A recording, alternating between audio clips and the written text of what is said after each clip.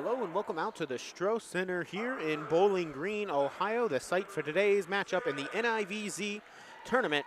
It'll be between the TCU, the Texas Christian University Horned Frogs, and the Miami University Redhawks. It's Donovan Man, Jacob Seidel getting ready to bring you all the exciting play-by-play action here. This is round one of the NIVC tournament.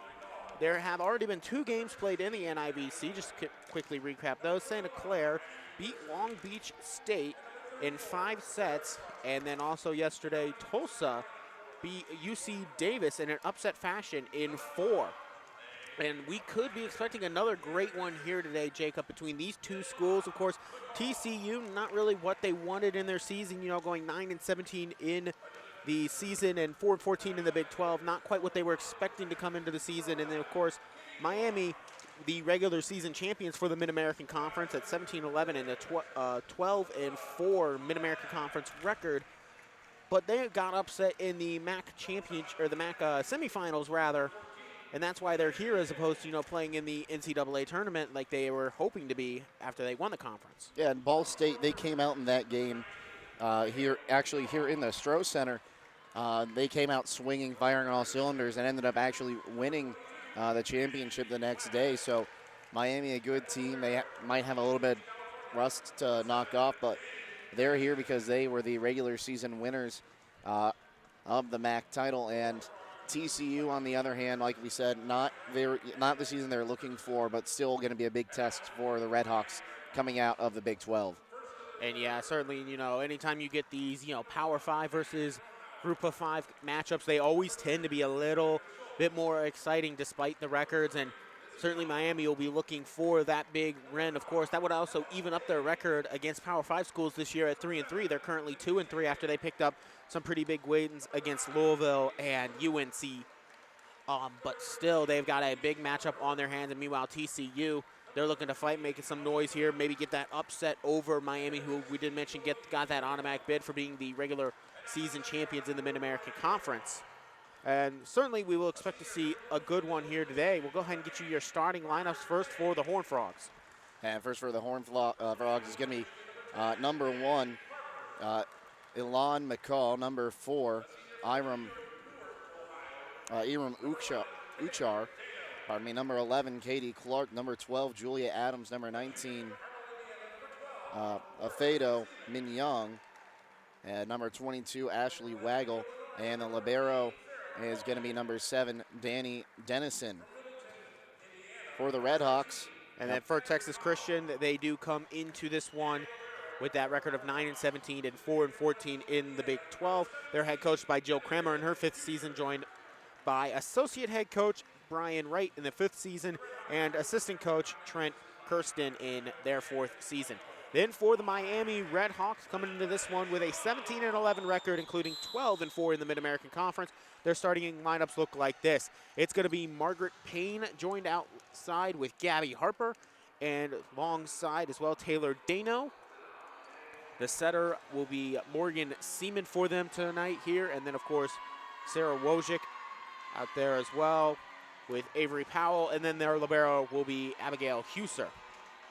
And again, they are head coached by Carolyn Condit in her 36th season at the helm of the Redhawks.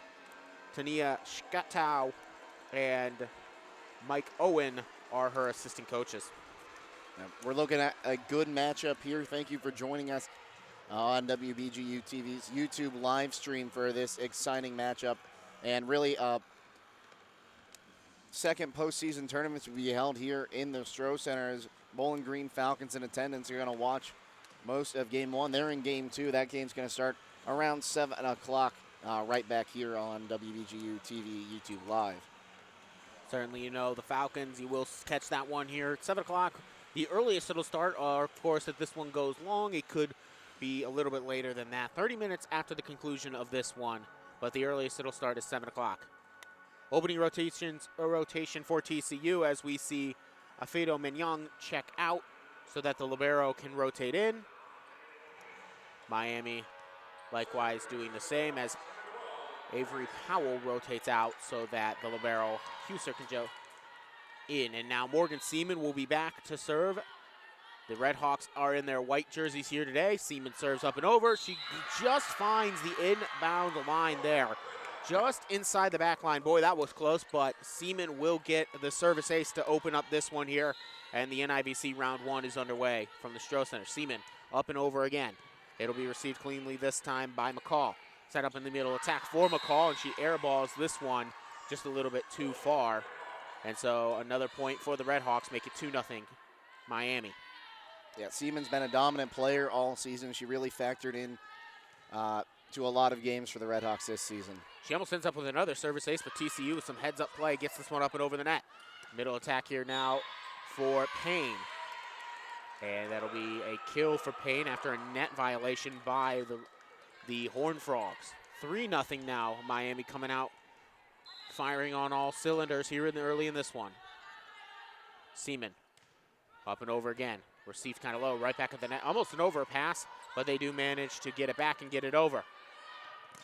Left side attack. Dano dug out there by Dennison. Now middle attack here for Payne. Payne dug out, but it'll go right back over. So Huser can set. Seaman, right side attack now for Wojcik. And Wojcik gets the kill off of a tip as it goes past the back line. Point Redhawks, 4-0. TCU and Jill Kramer, a very quick timeout, as we have seen a very quick start here for the Redhawks, and TCU kind of a little bit off balance. Yeah, I think Miami, they have something to prove coming out here today. The season didn't end the way they wanted it to. Yes, they did win the MAC title. I believe that was the third year in a row they've had it outright or shared the title. Fourth straight in a row that they had it. The first time they had it outright since, I believe, the 90s, if I'm remembering correctly here off the top of my head.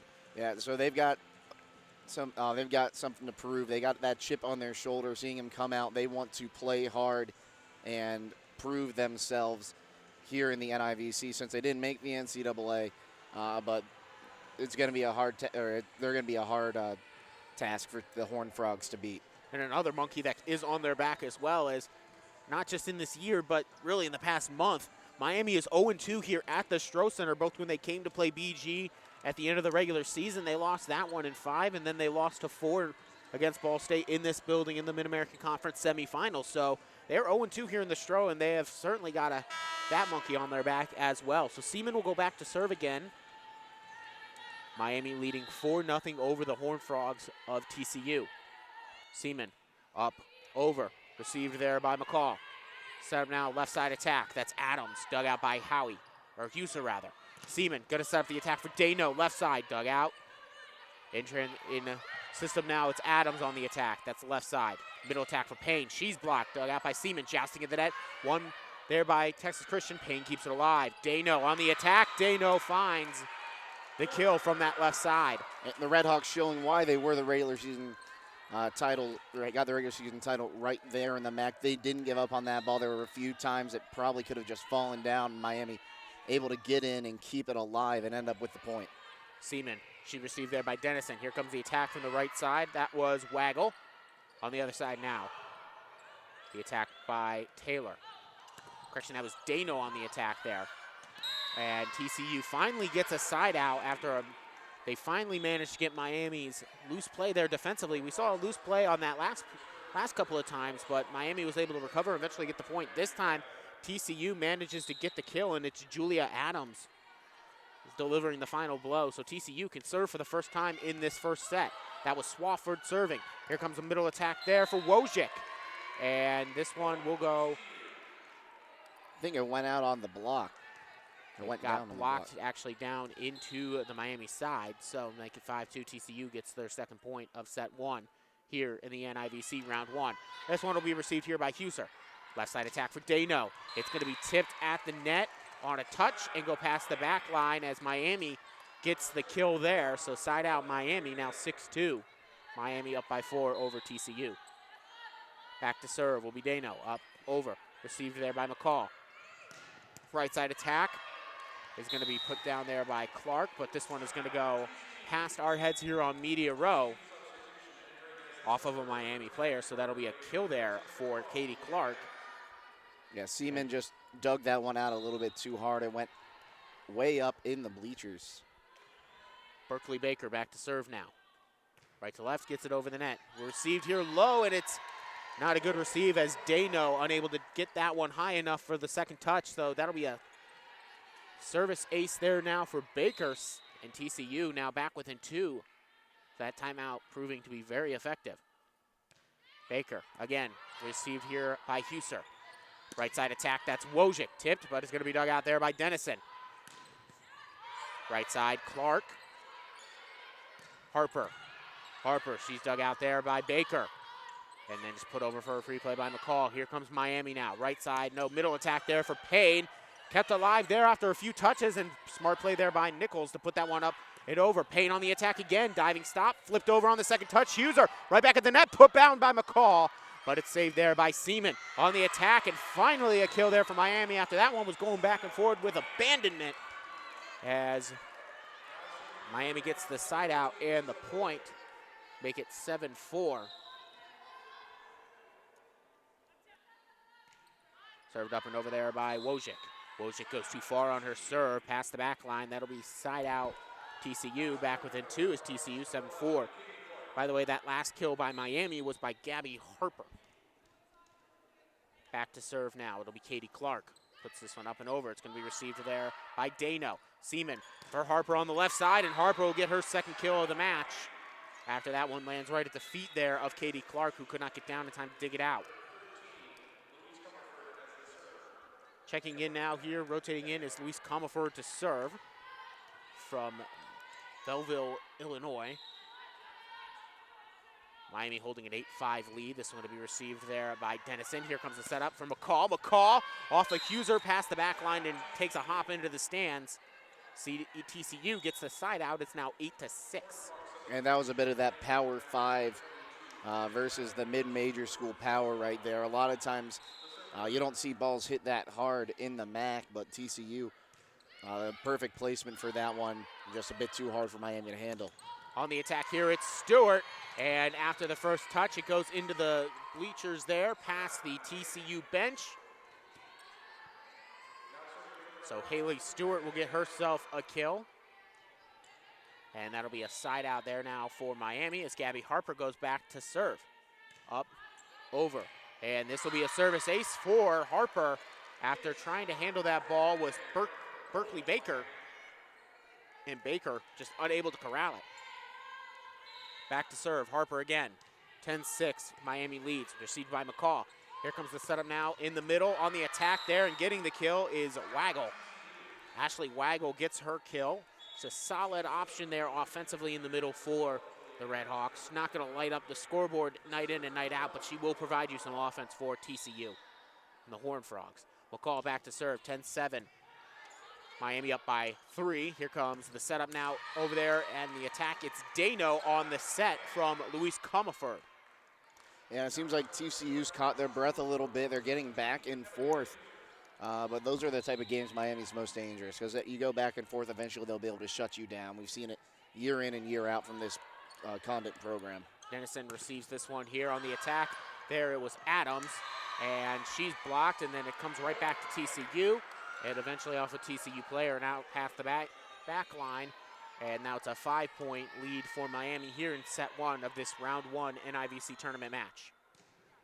This one up and over, received there by McCall. The set now is a very bad set by Ashley Waggle. I'm not sure if Adams would have been able to do it that anyway here on the left side, but it was a double touch anyway, so make it 13-7 now on the ball handling error there by Ashley Waggle. And Huser serves again. Received now by Dennison. Here comes the setup in the middle. On the attack, that was Waggle. And Waggle gets the side out and the kill there after that one finds that back corner there near the line judge. It's now 13-8. Back to serve will be libero Danny Dennison from Huntington Beach, California. She puts this one up and too far on the right side from her perspective, the left side of Miami's court. And so that'll result in a side out for Miami on the service error. It's now 14-8. Those are mistakes you can't make when you face the Redhawks. You can't get the point and then just immediately give the ball back because the Redhawks will make you pay. Morgan Seaman back to serve, puts this one up and over. It's received there by Dennison. Right side attack, Coming in strong and tipping that one off a block was Ashley Waggle. She gets a kill, side out TCU, 14-9. Your score here at the Stroh Center. Back to serve, it'll be Bella Swafford from Johnson City, Texas. Listed as both a defensive specialist and a libero. Here she's playing defensive specialist. What's this one? A little bit, no, the sailor lands right there on the line. It was close, but it did just catch a piece of the line. Set point TCU on the service ace there by Bella Swafford. She puts this one up and over again. This one is received by Huser. Seaman now setting this one over for Payne. Payne's going to be blocked. It'll be dug out by Harper on the back line. Seaman now going left side here for Dano. Dug out by McCall. Step in the middle now for McCall near the line. She's going to be dug out by Huser on the back line. Payne in the middle. She's blocked, dug out by Seaman. Huser now sets. Dano, left side attack. It's not the greatest of sets, but she does get it over. Here comes the setup in the middle again for McCall, who finds the back corner on the left side of Miami's court. Yeah, that was a pretty bad set over there. Good job by Dano getting it inside the pin. I didn't think from that angle she'd be able to get it in at all. And, of course, it does end up TCU point, but Redhawks aren't going to give up from something like that. Dano for Harper now in the middle of the court. She's going to get this one over. McCall will dig. Set now, left side attack. And on the kill was Julia Adams, as this one will be tipped a little bit further down. And another point for TCU. It's now 14-12. And TCU now suddenly back within 2 after Miami had pulled away by 5.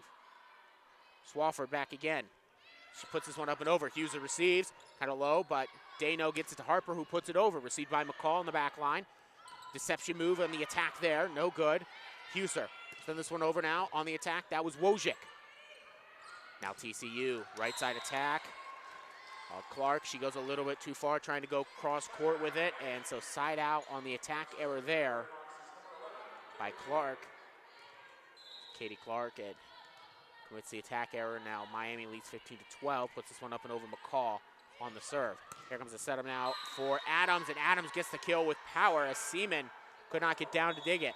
15-13, TCU back within 2 on the side out. Rotating in now here again is Baker rather, and Baker, the freshman from Dallas, Texas, will go back to serve. 15-13. Up and over this one will go. It'll be received there by Dano along the back line. Harper, left side attack from Seaman. There will be a tip at the net, causing this one to go out of bounds, and TCU saying there was no touch. We might see challenge, and yes, we do. We see Jill Kramer pull out the challenge card. TCU is challenging that there is no tip. We do not have a replay monitor made available to us, but I don't know. I thought I might have heard it, though, Jacob. I thought I might have heard a tip. Maybe it only hit the net, but I thought I heard an extra little touch before that one went out past the back line. I heard what you're talking about, Donovan. From the trajectory that ball took, though, it didn't look like it was altered at all after the hit. So I thought that one just kind of sailed along. This might be one of those ones where it's just too hard to overturn, not enough undisputable video evidence. But we'll see as the down judges over at the replay monitor now.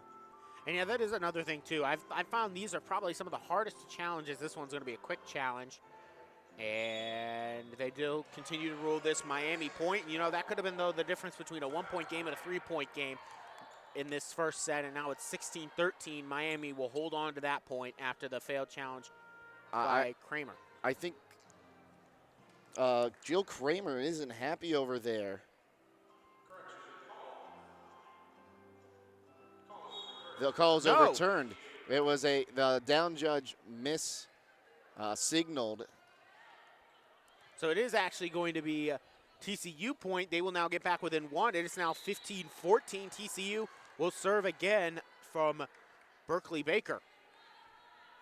This one will go up and received there by Dano, kind of low, but Seaman gets to a knee and digs it out. Now Payne, she's blocked on the attack there, and that'll go down after an additional touch by Miami. We're all tied at 15 here at the Stroh Center. I think that was Katie Clark. Yeah, Katie Clark getting the solo block there, really rising up and putting it back, and Margaret Payne not hard to block, or not easy to block. She's got 282 kills to end the season. And she's got a lot of power. She was a first-team All-Mid-American Conference selection both this year and last year. Side out Miami after the service error there by Baker, and now it'll be served up and over by Wojcik. on the attack. McCall, she's dug out by Dano on the back line. Wojcik setting up Harper, who just goes up with the tip on that left side.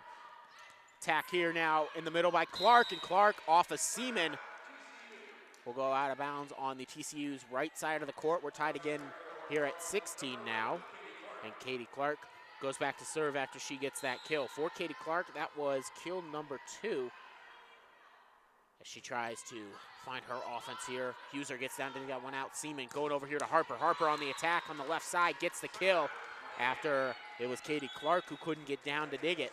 Perfectly placed. Miami. Perfectly placed ball there, just low enough at the feet of Clark that there was going to be no hope of anyone getting that one.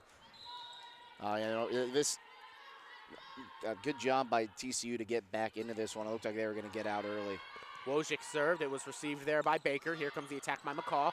Dug out by Huser on the tip. Set up in the middle there. That's Stewart. Stewart kept alive here by TCU. Now getting it over to McCall. Left side attack. Dug out by Comerford. Here comes the setup now. That's for Powell. Powell, we're dug out. Here comes the setup in the middle. On the attack there, that was Menyoung. Now it's Harper on the attack. Dug out by McCall. Flipped over there on the touch there by Nichols. Now Powell finally gets the kill off of a touch and past the back line towards the TCU bench. Miami now gets a 2-point lead as they lead 18-16. And it'll be Wojcik back to serve again. The setter, or actually correction, the outside hitter from Glenville. Or correction, Comerford is a setter from Bellevue, Illinois. 5'10". She is a sophomore, and she gets a service error called on her there. So side out TCU. It's now 18-17. Horned Frogs back within 1, and going back to serve will be Mackenzie Nichols, a freshman setter from Southlake, Texas. She puts this one up and over, received there by Huser. Comerford, send this one to the middle there for Powell, who puts this one down in the back corner on the left side, right side correction of TCU's court. And another 2-point lead on the side out there for Miami. It's now 19-17. Gabby Harper goes back to serve. Harper up, over, received there by McCall. Here comes the serve now for McCall on the left side. It'll be tipped to the net, but Dano keeps it alive, so Powell off the second touch can go on the attack. McCall bumps it over, free play. Huser, Comerford, going right side here now. Blocked it was Powell, and off of Powell into the net, and then down as TCU gets the kill. And in on the block there was McCaw and Swanson for the Horned Frogs. 19-18, McCaw serves, received by Huser on the back line. Comerford, left side for Dano. She's blocked! And on that block was Swanson again. And Swanson's really been getting up there, getting some of those better hits from the outside that Miami's had today, and that could be a big difference in how this game plays on. Huser received there by Comerford, and then somebody got into the net, and TCU will benefit of a point. As TCU gets called for the net violation, side out Miami. They're in the red zone now. It's 2019. Yeah, that was a pretty obvious net violation. She reached up and hit the net with both her hands. Huser serves, received by her counterpart, Dennison. Here comes the right side attack there for Swanson. And she'll get the kill. She finds the inbounds in the back line there. We're tied at 20 now. Back to serve will be Dennison. Right to left, she serves this one up and over. Received there by Harper. Comerford near the net, gets this one to the middle there. Wojcik's blocked, it's kept alive. Harper bumps it over on the third touch. McCaw, now here comes the setup. Right side on the attack, that was Waggle. Wojcik again, she beats the block this time. It'll be dug out by Nichols on the slide. And now here comes an attack by Adams, and Adams just hits it into the net, was unable to get it over. As she didn't have the best of angles on that one. Wasn't the highest of sets, but she might have been able to play it a little bit better than she did, 21-20. I think it was just a little bit of a timing issue on her jump there. She was higher than the ball. Just hard to get that over. Seaman is received by McCaw. Now here comes the setup on the left side on the attack. That was Adams, and off of a touch and past the back line into the stands. Now it's tied at 21 as TCU gets the side out. And the kill there once again by Julia Adams. Her fourth on her 9th attempt with one error, hitting .333. Back to serve for TCU, putting it up and over. That's Swafford, and Swafford gets alive by Seaman, then put right back down there at the net by Clark. TCU will get their first lead of set one. They now lead 22-21. Timeout, Miami and Carolyn Condit. As TCU, started this match off. What was it? 5-0. They started this one up. They trailed by 5 multiple times throughout this set, Jacob.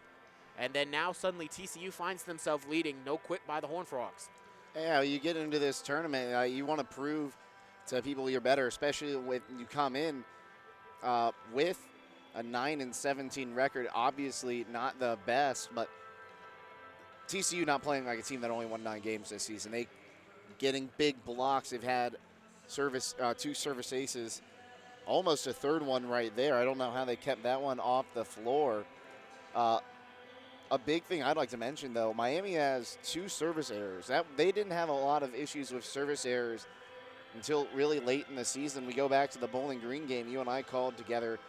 They finished the set with 3 straight service errors, and you have to wonder if that could end up being something that comes into effect in the latter part of this game. But 22-21, now TCU with the lead. They're almost in the driver's seat at this point, you'd have to think.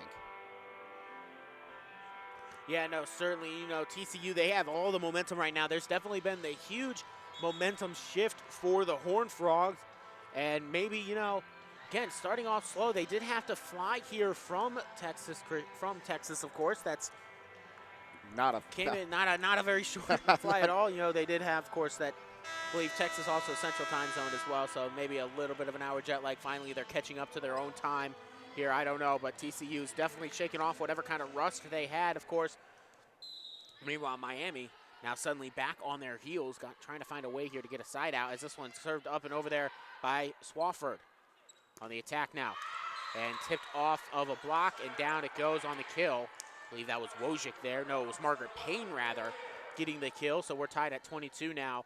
Back to serve will be Taylor Dano, the senior outside hitter from Newark, Ohio. This one's going to be received rather low, but it is kept up and over, so the attack can get put over there by Adams. Dug out by Harper. Now Wojcik will go with a tip here. Dug out by Dennison.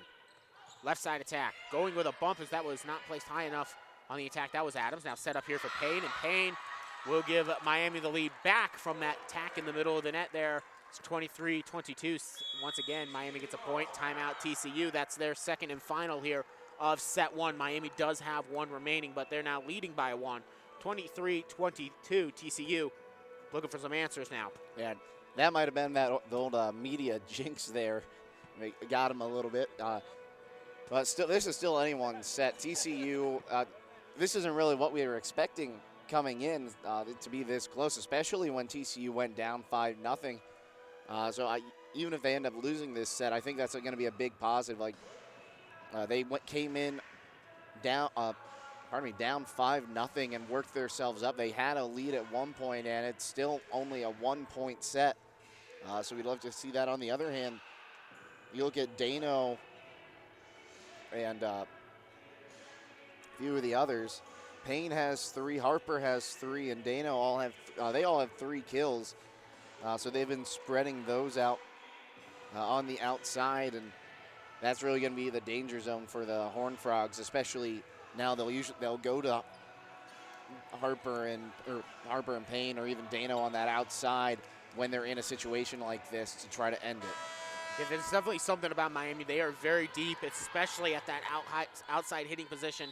And if they need to, they will always make changes and make adjustments to the lineup. They are not shy about substitutions. Here comes an attack by Adams. It'll be dug out by Nato along the back line. Payne will punch it over. Dug out on the dive there by Swafford. Left side attack there by Adams. Dug out.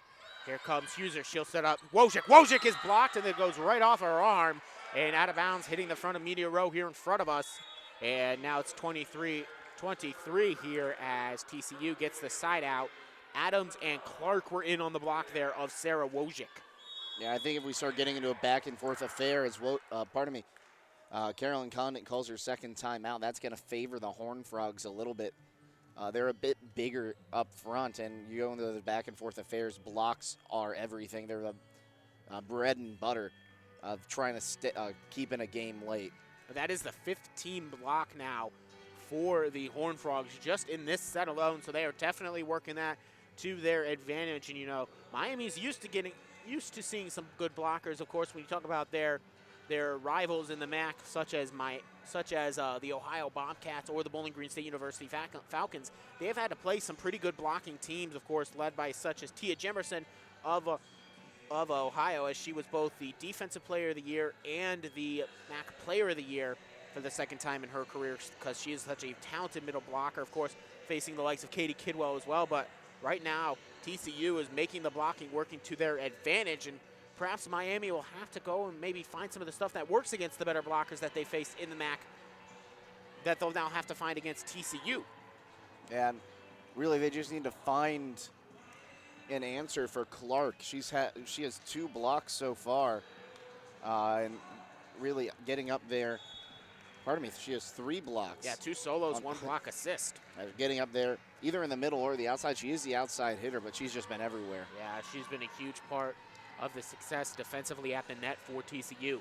Back to serve for TCU, knotted up at 23 here. It'll be Berkeley Baker as the freshman sets to serve as TCU in their black jerseys go right to left. This one received by Dano, might have been a little long, but she kept it in. Seaman gonna set up Harper. Harper dug out by Baker. In system, McCall, left side attack. Dug out low there by Dano. Seaman gonna go in the middle here to Payne. Tipped by the block, dug out by Baker. Set up for McCall again. McCall, dug out by Seaman. Huser, right side now for Wojcik. Tipped at the net. Dug out there on the attack with Swafford. McCall, she's blocked. Dug out there by Dennison. McCall again. She's over the block this time, and it cannot be dug out there by Huser, as that'll be now set point TCU, 24-23. Horned Frogs now threatening to take set 1 after they trail by 5 multiple times. Back to serve, Berkeley Baker. She goes up, over, received there by Dano. Seaman gonna go left side here to Harper. Tipped off the block, dug out by Dennison. Left side attack here for McCall. McCall dug out there by Seaman as Dano had called for it. Now it's Wojcik, dug out there by Dennison. In the middle of the attack here, on the attack, that was Clark. And with no tip, that one goes a little bit too far. We're now tied at 24 and some extra serves coming for you. And that no quit mentality that Carolyn Condit preaches to her Redhawks. Even with their backs against the wall, they're not going to give up. Wojcik is received there by Baker. And here comes a tipped attempt that's kind of blocked right back, lands back on TCU's side. Now it's set point Miami, 25-24. And on the attack there, it was Clark, and she just missed. This one's going to go right back over from Payne, and she goes too far with no tip. She tried to do a putback, and she puts too much air under it, and now Miami is all appealing to Carolyn Condit to throw down the challenge card, saying there was a tip at the net, and she will listen to her players. You know, she did that in the Mid-American Conference tournament semifinal match against Ball State as well, and she ended up losing. But I don't know, maybe that ball did take a weird trajectory turn near the net. I don't know. It'll be interesting to see. We already saw the first challenge of the day won by Jill Kramer, which was a very similar call, tip that she said was a no tip. And now perhaps, you know, ruled a no tip. Perhaps Miami can now get the challenge won when there was a tip.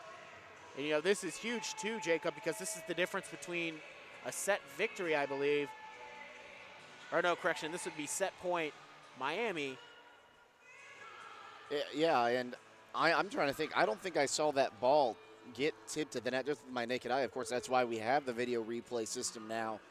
Of course, they can happen so fast and be so subtle, too.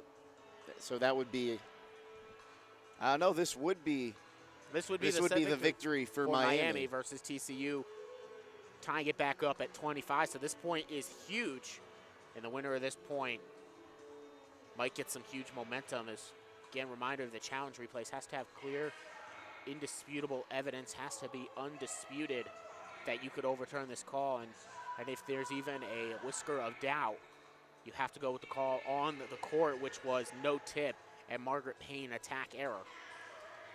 See, challenge pretty quick here as he sees like he is ready to go. He'll now go inform the official scorers.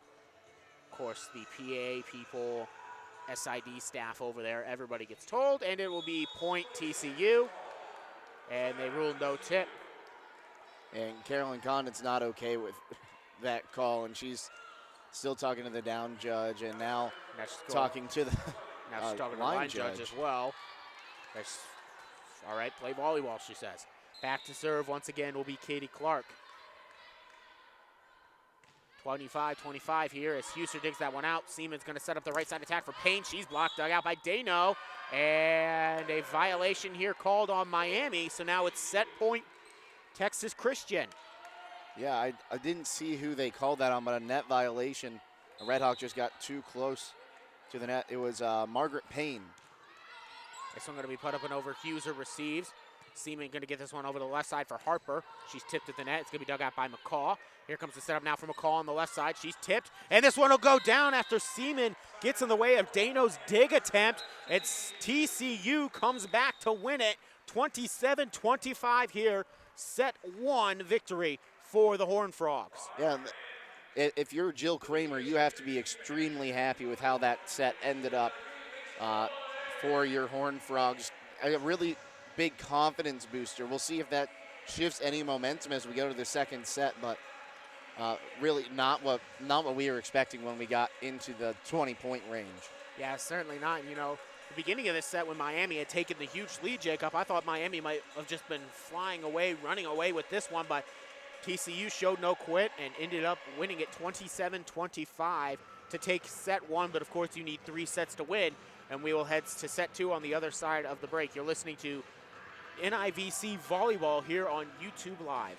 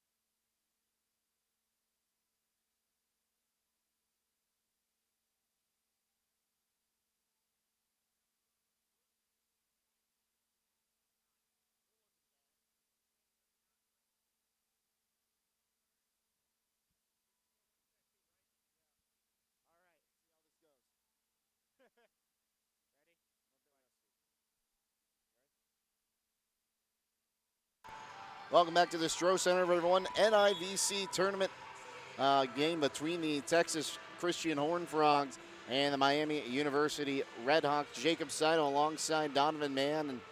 And I wouldn't call record-wise, that first set was not what we were expecting from Texas Christian, but it was good to see how they came out and really just didn't give up, even coming out starting down 5-0. Yeah, no, certainly. Texas Christian, they did a really good job of attacking and, you know, defensively blocking. I mean, 5 team blocks to Miami's none, but you look at the attack percentage too. TCU ended up with a 227 hitting percentage to Miami's 130. You know, TCU had been hanging out around the 290, 270 area for most of that set, and finally they managed to find their way out. You know, they started off a little slow, but you know what? That's what good teams do, is they go out there and they won't take a deficit and back off. They will take the deficit and they will continue to attack and continue to plow, and they will find a way to win. And, you know, multiple times TCU was down by 5, Jacob, and finally, and they managed to find a way and win it to 27-25. So, in credit to the attacking of Adams and, of course, the blocking ability of Katie Clark, who also has 3 kills, but is hitting 0 right now with her 3 errors as well. So TCU, they've got some things to fix up, but all in all, they played a pretty good first set especially when you consider that they got themselves back down early. Yeah, and Texas Christian not going to give up. Going back to serve is going to be Danny Dennison, the libero, as the Horned Frogs have the 1-0 set advantage. It's up and over, and we're underway. It's dug out. Seaman now sets right side, tip kill, and it's dug out. Horned Frogs have one to get it over, and they do. Seaman with the set again, right side, and inbounds. I believe that one came off Margaret Payne, and 1-0. Miami draws first blood here in set number 2.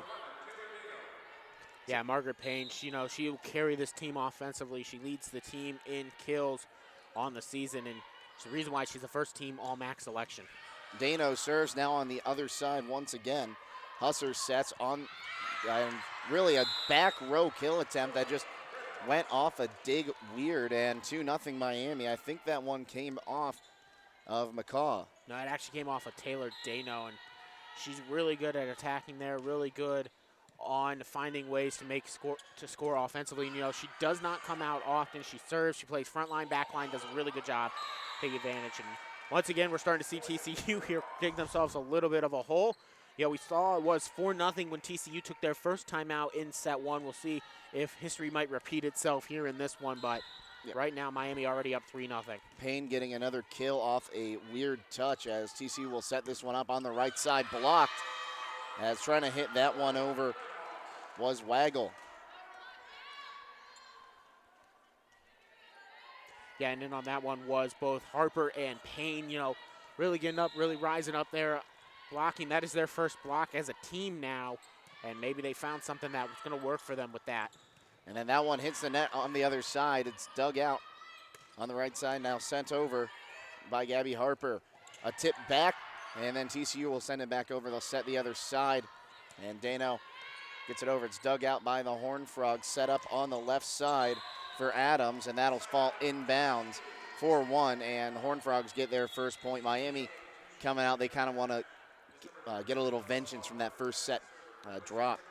And, much like how we saw the first set go, Miami jumps out to a 4-0 lead. TCU's able to get the point back here, finally get a side out, but now let's see if they can continue the momentum, because you can't expect that to happen every time. Swafford serves now coming the other way. It's dug out by the Horned Frogs. In the middle for McCaw. Now the Horned Frogs will go the other way, as that one came from Harper.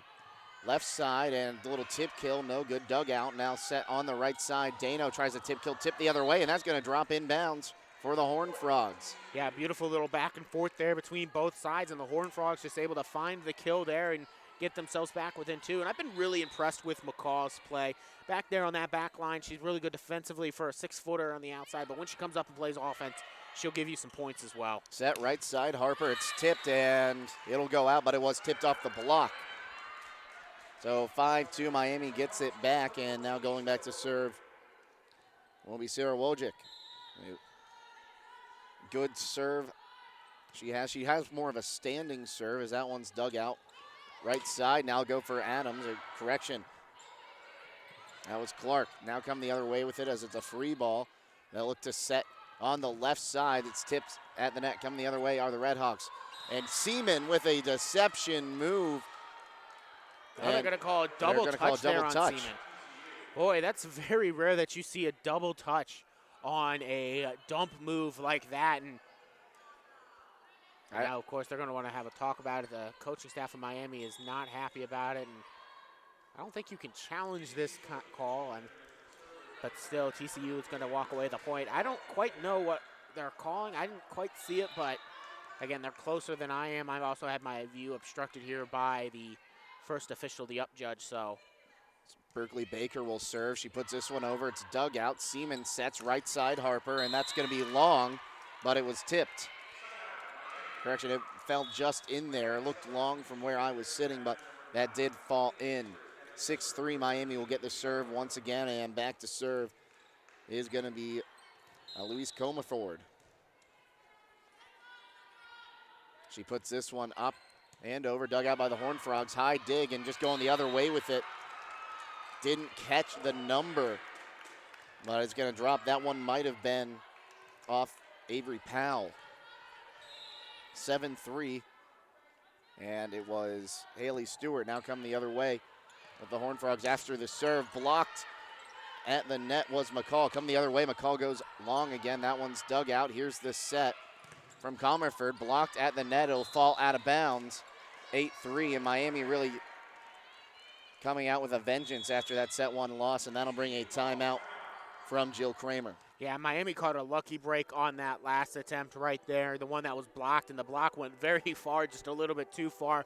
That one was close to dropping in, and, you know, Miami had nobody back there. You don't expect a block to end up going that far, but Miami ended up getting away with that one, otherwise, and on the kill there by Powell. Otherwise, that would have been an attack error there by Avery Powell, and it would have been a point for TCU. Meanwhile, TCU now trailing by 5 has got to find a way to get back to their groove that they had going on in the first set, because right now they are hitting 0. They have not managed to get much to fall. They've got the 1 kill with 1 error on 13 attempts. Meanwhile, Miami is playing the crisp offensive volleyball that they are known for, hitting 357 with 7 kills, committing 2 errors on 14 attempts. And they do play crisp, clean volleyball. They're known for their offense, and they can get it done defensively as well, but Carolyn Condit's squad is definitely looking like themselves here in this one. Not that they weren't in that first set, but in the second set, they are definitely looking like more and more like themselves with each point. And really, you have to think TCU's game plan right now, get it close again, and then in a back and forth affair, the Horned Frogs seem to have the better tool set for that. Yeah, you just gotta take it 1 point at a time. Again, can't think about the run. It's 1 point at a time. You're only down by 5. It's very early in this one, Justin. You do have that 1-0 lead in the set count to work with, but still, you just got to take it 1 point at a time. And again, second set so crucial because if you're the team with the 1-0 set lead, going up 2 sets to none is a very big deal. Meanwhile, if you're the team with no set win, going down 2-0 can almost seem like insurmountable to overcome. Seen it happen before, but it still seems very hard to overcome. Dug out, they set in the middle, and there's going to be a kill for number 11, Katie Clark, as she hit it off her number counterpart, Dano, and that dig goes into the stand, so 8-4.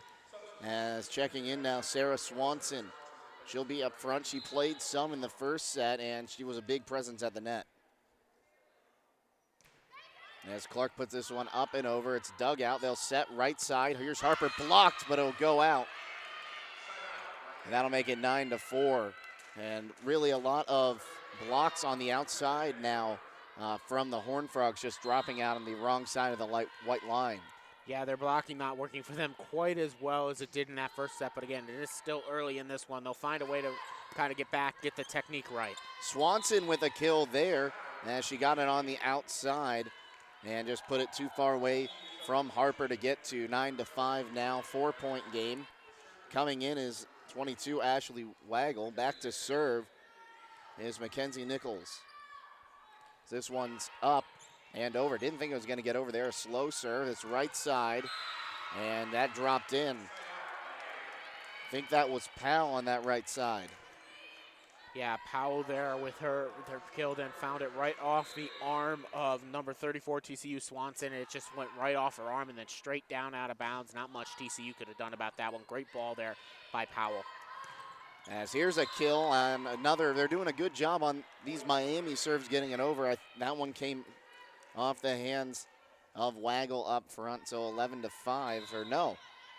Correction, that was a attack error by Waggle. I didn't see that, but now they'll try in the middle for Waggle again. Another attack error as that one hits the tape and drops. Or maybe that one was blocked in front there. It's blocked by Haley Stewart there as she found a way, rose up right there, and the great timing, get the solo block there. As libero Husser will serve, and there's a service ace as she served to her libero counterpart, Dennison, and a bad dig. 13-5 the score now, and Kramer will call her second time out of the set, and things not going the Horned Frogs' way in this second set, Donovan. Yeah, there's certainly, I mentioned it earlier, can't expect you to go down big and then manage to find your comeback quickly, or you manage to find a comeback if you go down big. You hate to think that, well, maybe it was a one-hit wonder for the Horned Frogs. But right now, Miami, they went up big, and they are continuing to go up big as they continue to stretch this lead out now to 8 points in set 2. And again, they're trailing 1-0 to TCU, who did come back, but it was a lot closer of a first set at this point. And still, there's plenty of time for TCU to come back, but they can't keep relying on these comeback bids because comeback bids usually happen less than a runaway victory. And right now, we might be seeing a runaway victory in the set 2 for Miami, but again, still plenty of time and plenty of volleyball to play here in the second set of action. Already 3 errors here in this second set by TCU. They have 8. Miami has 10, only 2 in this set so far. But TCU hitting at a 0 so far. Miami hitting at a 438 so far this set. And yeah, a lot of that. You look back at that first set. Five of those errors by Miami were caused by blocks, and so the TCU really last set when they were coming back, when they were managed to find the comeback, they committed very few errors with only 5 in that first set. They've already committed 3 here in this first set, not even halfway through the set. And, look at the other side. Miami's gotten 9 kills. They're playing their offensive game here. They've got few kills with 2. So Miami is definitely looking a lot like the team that won the regular season for the Mid-American Conference. As Husser back to serve, she put this one up. It's dug out in the middle. Here's the set right side for McCall. Dug out by Harper. They'll go the other way on the right side, and that's going to be long off the hands of Taylor Dano. Yeah, sent some airmail there to Dana, a little bit too much power. And, you try to get your power, but you try to get your power downward. This time she didn't get that angle on it, and it kind of soared on her. Julia Adams checks back in as McCall serves left to right. Going the other way with it now is Miami. On the right side was Haley Stewart. Now Miami gets it over, and Swanson gets a little more of a hook kill there than anything. She kind of hit that ball as it was coming down. Yeah, she found the soft spot in the defense there as Miami left a big hole right in the middle of their court, and it was a great placement there on the tip.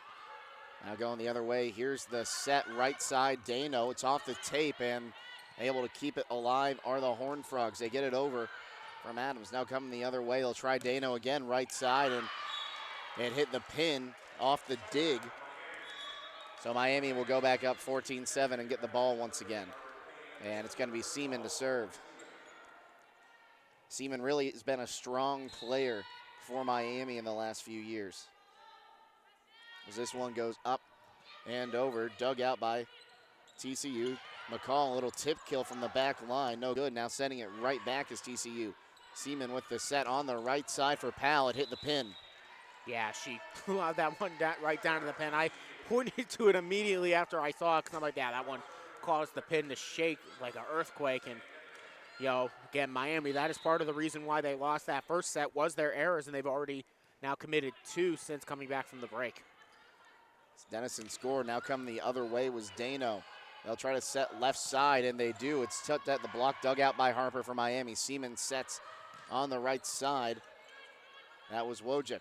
Going on the left side now. It's TCU, dug out again. Seaman sets right in the middle, and it's blocked. It's going to come back over on the TCU side as they will set left side for Adams, and that's going to drop inbounds off the block, I believe. Yeah, it was a beautiful little floater there on the side there. I believe on the attack was, yes, Adams. Or actually, no, correction, yes, it was Adams who just went up with the floater there and just kind of right off the block and straight down. Not much Miami could have done with it. Good serve by McCall. That ends up, Redhawks get it over. Then in the middle on that hit, believe that was number 11, Katie Clark, and we've said her name a lot. That is her 5th kill. Go along with 3 blocks. Definitely an early candidate for player of the match, and boy, she is making it work, and here come the Horned Frogs. Seaman right side for Powell. It's blocked at the net. Now go the other way as Clark tried to get it over that time. Now right side, Dano. Going the other way are the Horned Frogs. They'll set up left side for Julia Adams, and that's going to drop in. 14-11 now your score in favor of the Redhawks as TCU's trying to mount a little bit of a comeback. And Miami, boy, their blocking technique has not been the greatest here in this match. They are really struggling to get their blocks together. and make them effective, because a lot of these points have been going off, and now we see a double touch on Miami. And that's the second one going against Morgan Seaman. She's had one on that little flip kill attempt earlier this set, as that's going to bring a timeout from Carolyn Condon. And now she has one on a set attempt, and we've seen it twice. Miami comes out dominant, and TCU works their way to try to get back into it. Yeah, when you're looking at this, it's almost like, Miami, they kind of got a little complacent there. I mean, TCU is not a team that's going to go into the armadillo position and just take a beating. No, they're going to continue to fight. They're Horned Frogs, they're attackers. They are going to fight and claw their way back into this one, and they have gotten back within 2. Meanwhile, Miami just trying to find some answers for TCU, who has gone on quite the little run here. Adams and Clark doing their part to keep them in this. Adam with 7 kills, Clark with 5 lead, not just the team, but with the match, and not just their team, but lead the match as well, as with 6, Gabby Harper doing her part for the Redhawks, trying to keep them in this one. But right now it has been all Texas Christian, and this after their second timeout. Whatever they talked about in that first timeout clearly didn't work, but now in the second timeout they clearly managed to find something that worked against this Redhawks squad. Now it's the Redhawks' turn to answer, and the Redhawks' turn to try to find a solution, because TCU is looking like the team with all the momentum right now, Jacob. Yeah, TCU really looking good out there. These teams are very similar, more similar than I think we thought they were coming into this. But like you said, they won't go into like an armadillo stance and just take it. Both these teams are going to fight till that final point is won. So 14-12, the Horned Frogs and the Redhawks back out there. Serving is Danny Dennison. Yeah, she puts this one up and over. Dug out, now Seaman sets in the middle, and that attack is dug out, come the other way. Here's McCall from the back line. It's dug out by Harper. Seaman sets right side, Dano. It's blocked in front, and who else but Katie Clark. She's been in there a lot today. And it's a 1-point set, 14-13, and Dennison will serve again for the Horned Frogs. This one's up and over, dug out. Seaman sets in the middle. It's blocked in the middle, and now 50-50 ball. It's on the other side. It's just sent over. By Dennison. They'll try on the right side. Dano, she's blocked. Now Seaman sets Harper from the back line, flips one over, diving and getting it in eventually. I believe that was again Katie Clark, but what a diving save by Dennison to keep that alive. Yeah, Dennison kept it alive, and then the kill attempt there that was more of a flip it over, I got to get this over kind of ball, but boy, oh boy, Katie Clark found an open spot in the corner. That is going to drive Carolyn Condon insane, watching her Redhawks now go down by 1 after that block. Dano blocked again on the block. Katie Clark and Ashley Waggle, and they're really turning into a big pair on this right side. Yeah, TCU, now they were down by as much as 8 in this one, and they have come all the way back and taken a lead. As that serve just clips the top of the net, right side for Powell. It goes out of bounds off the block, so Miami gets their first point in a while here, and we're all tied up at 15 again. Yeah, that was a much-needed side out for Miami, because TCU had looked like they might have been able to go on a big run of their own and try to take a big lead of their own, but they got the point, and now Miami got a chance to take a breather. Correction, that was Margaret Payne on that, and now going the other way, TCU will get the point after a kind of a scrum with the net in the middle, and 16-15, Horned Frogs lead the Redhawks once again. Back to serve, Bella Swafford. Puts this one up and over, dug out, and it's going to hit the pin. Or actually, I think it just went out. It just missed the pin, but on the overpass, it just goes right out of bounds. So there is another service ace for the Horned Frogs, and it's going to be Swafford again. And Swafford, this is the Horned Frogs' largest lead of any set so far, as that one is blocked and goes out of bounds off the Horned Frogs. So 17-16 now the score. Well, it's their largest lead. Ties their largest lead, because you have to win by a set by 2, but I know what you were saying. You're correct, Donovan. It's the first time without winning a set that they've been up by 2. Wojcik serves on the left side. Here's a big kill attempt, and blocked at the net, goes out of bounds. Give the kill to Julia Adams.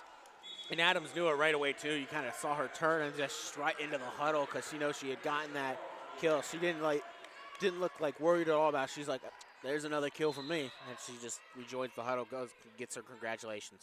Number 8 for her. As back to serve now is Berkeley Baker. Baker puts this one over. It's a bad dig. Harper saves it. Now trying to go the other way, and the Redhawks get it over. Right side, and that's just in for Katie Clark. She's shot 8, kills herself now. Yeah, it was just out of bounds, actually. That's correction. It was just out. Miami. TCU still has the ball. Miami was given the point. As I say, wait a minute. We're not exactly sure what's going on. I did see one official. No, I guess they did give it to TCU because I thought I saw the official make the call and say that was out. The one that hit her in the shoe, but I thought that one hit just in that back corner where she's standing. So, and they just did take away the point now from Miami because initially they gave the point to both Miami and TCU on the scoreboard. Did you see what? Did you see what the up judge signaled? I guess they signaled TCU point if they gave the point to TCU. I believe it is a TCU point. So this is one of the ones where you might just want to do an officials replay because. And now Carolyn Condit is not happy either. She is. So it is TCU ball as Margaret Payne relaying back and forth across the court. Well, she doesn't have to because Carolyn Condit's now yelling across the court. And she better be careful or she might get shown the yellow card here. And yeah, here it comes. Yep, here it is. And I'm surprised if Condon thinks that was out. I'm surprised she didn't just throw down the green card. I think she's a little confused with what the call was as well. And here comes the green card. And the Miami faithful that made their way up from Oxford are going to, they're arguing a tip. I think she's trying to figure out yeah, they must have said it was tipped by Miami, but if you're going to throw down the challenge card, why get yourself a yellow card anyway? I mean, why get yourself heated up? Just throw down the green card. I think she might have been a little bit confused because I didn't see any real official signal. I might have just been missing it because I was watching the play, but I was also thought, that one was called out. I didn't see anybody rule a tip, but. The up judge must have ruled a tip. I didn't see a tip. However, I also thought that one hit in bounds. So this could be a 18-17 game here, depending on this challenge goes. And again, Miami is 0 for 1 in their challenges here today, as they lost their first one. Also arguing a tip, also looking for a tip when they said there was none. And now Miami is arguing that there was no tip when there was one. And again, we have no replay, so we're just going to speculate here. I believe this call is going to stand as called.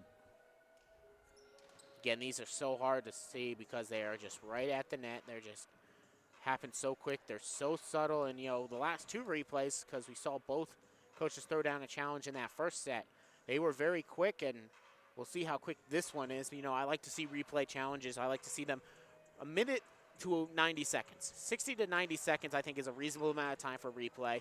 I think any time after that, it just kind of gets excessive and almost comes off as, well, are you really, really, really trying to overturn the call for some reason, as opposed to just, And, of course, for volleyball, I believe that would make sense. But you don't have as many camera angles as you do, and it ends up being Miami's points. So it's 18-17, if I am correct. 18-16. 18-17. 17. So it ends up being an attack error on Katie Clark, because that one did fall just out of bounds, but Condit has been shown the yellow card. So she's going to have to be on her best behavior for the rest of this match. So here's the serve from Miami. It's dug out. They'll set left side. McCall, it's tipped, and that's going to drop after looks like Dano tried to save it, but it just went even further back. So now it's 19-17, 2 points as we got some substitutions coming in for the Horned Frogs. It's going to be Audrey Knowles as well as Sarah Swanson. That's Knowles. This is Knowles' first bit of action here in this one. Back to serve. is Katie Clark. She puts it over. It's dug out. Now, Ollie almost has to do a second dig and a free play and barely gotten over. And that's going to fall out of bounds. That was close. No tip. I say that one happened right in front of us. I thought that one touched the line, but they're not going to see a challenge because, of course, the coaches have the worst angle at that one, having to look through the pole here, trying to see that one. But that one was close. I thought it was, I think it was a bad play on the ball there initially on the joust at the net. I almost thought on that third touch, because Harper and Huser ran into each other, I didn't know that if that one was even going to get over when Miami sent it back over. So I wasn't sure about that one either. Harper serves. Now here's right side. Swanson sends it long, and we're all tied up at 19. So Miami showing some signs of life here again as we're all tied up. So Harper will put this one up and over. Dug out by TCU. They'll set left side McCall, and it right into the block and right down on the TCU side. 2019, Miami leads and enters the red zone. Yeah, Miami won the race for the red zone last time as well. They ended up losing set 1, 27-25. Not to be that guy, but bad dig from Berkeley Baker as it just went straight into the scorer's table, and Miami now leads by 2, 21-19. Yeah, I've noticed that from Berkeley Baker a little bit. She's really struggling on the receiving end. They've all kind of gone off the side of her arm. They've been serving to her as well for a reason. In the middle for Swanson, and she gets the kill right in front of the libero Husser. So now 21-20, a 1-point game, and another barn burner set here in the Stroh Center. I'm hearing that phrase way too much now, barn burner. We need a new phrase for excitement. We do. It's electric. And there's a service error by number 14, Mackenzie Nichols. That's the third service error on the Horned Frogs. They now have three service errors and 3 service aces. As back to serve is Husser as this one's up and over. It's a dugout. They'll look to set left side as they were going for Waggle. Now coming back the other way are the Redhawks, and they celebrated early, but it ended up being past the pin anyway. Yeah, it went on the wrong side of the pin there. So 23-20, Miami closing in on a set 2 victory to even it up. Husser puts this one up and over into the net. Correction, as there's service error number 3 on Miami. 3 different players have it. So 23-21, this is about where we were in set 1. McCall back to serve. Puts this one up and over. Dug out by Harper. They'll set right side. It's blocked, and it'll eventually fall down. It was blocked from Ramirzma. She tried to put that right into Swanson and Waggle. This one's up and over from McCall, 23-22. They'll go right side. Dug out by McCall. Left side now for Adams.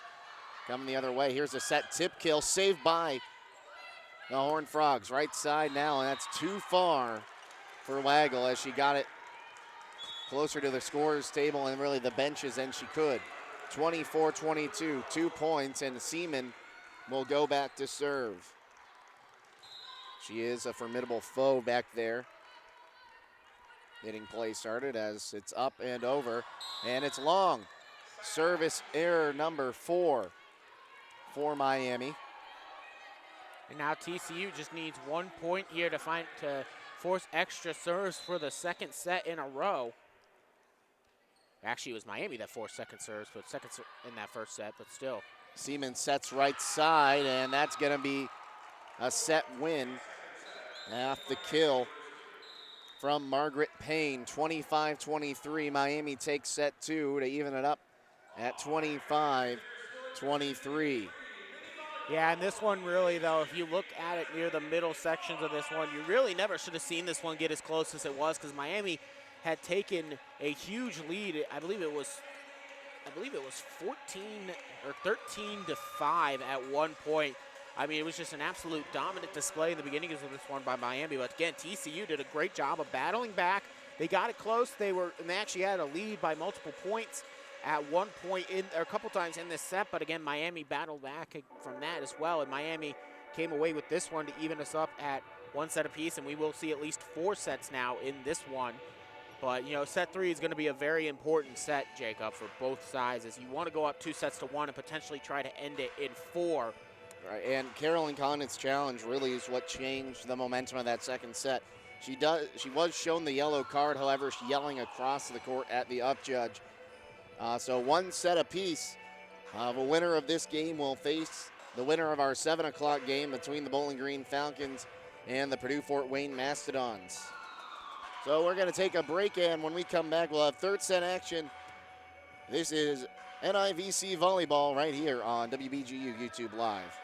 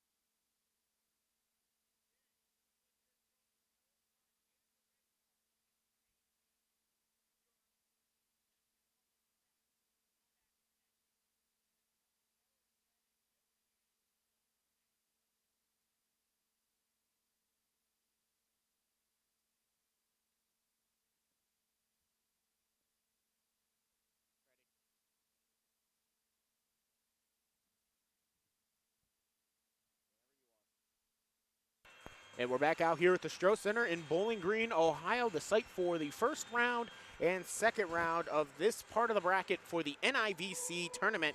And we've got a good one here between the TCU Horned Frogs and the Miami Redhawks. It's Donovan Mann and Jacob Seidel bringing you all the play-by-play action here on the YouTube live stream, brought to you by WBGU-TV in partnership with the Bowling Green Radio Sports Organization.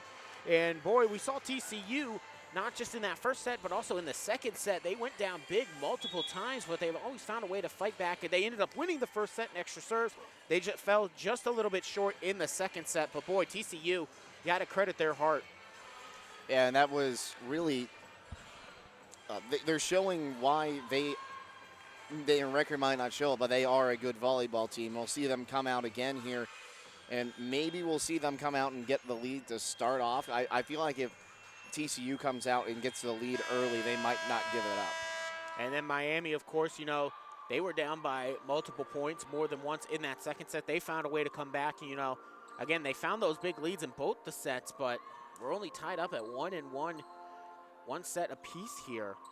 Yeah, of course, part of that is, of course, you mentioned the marquee challenge, the huge momentum-turning challenge by Carolyn Condit in that second set, kind of turned momentum. So Morgan Seaman will go back to serve here from Carmel, Indiana. Of course,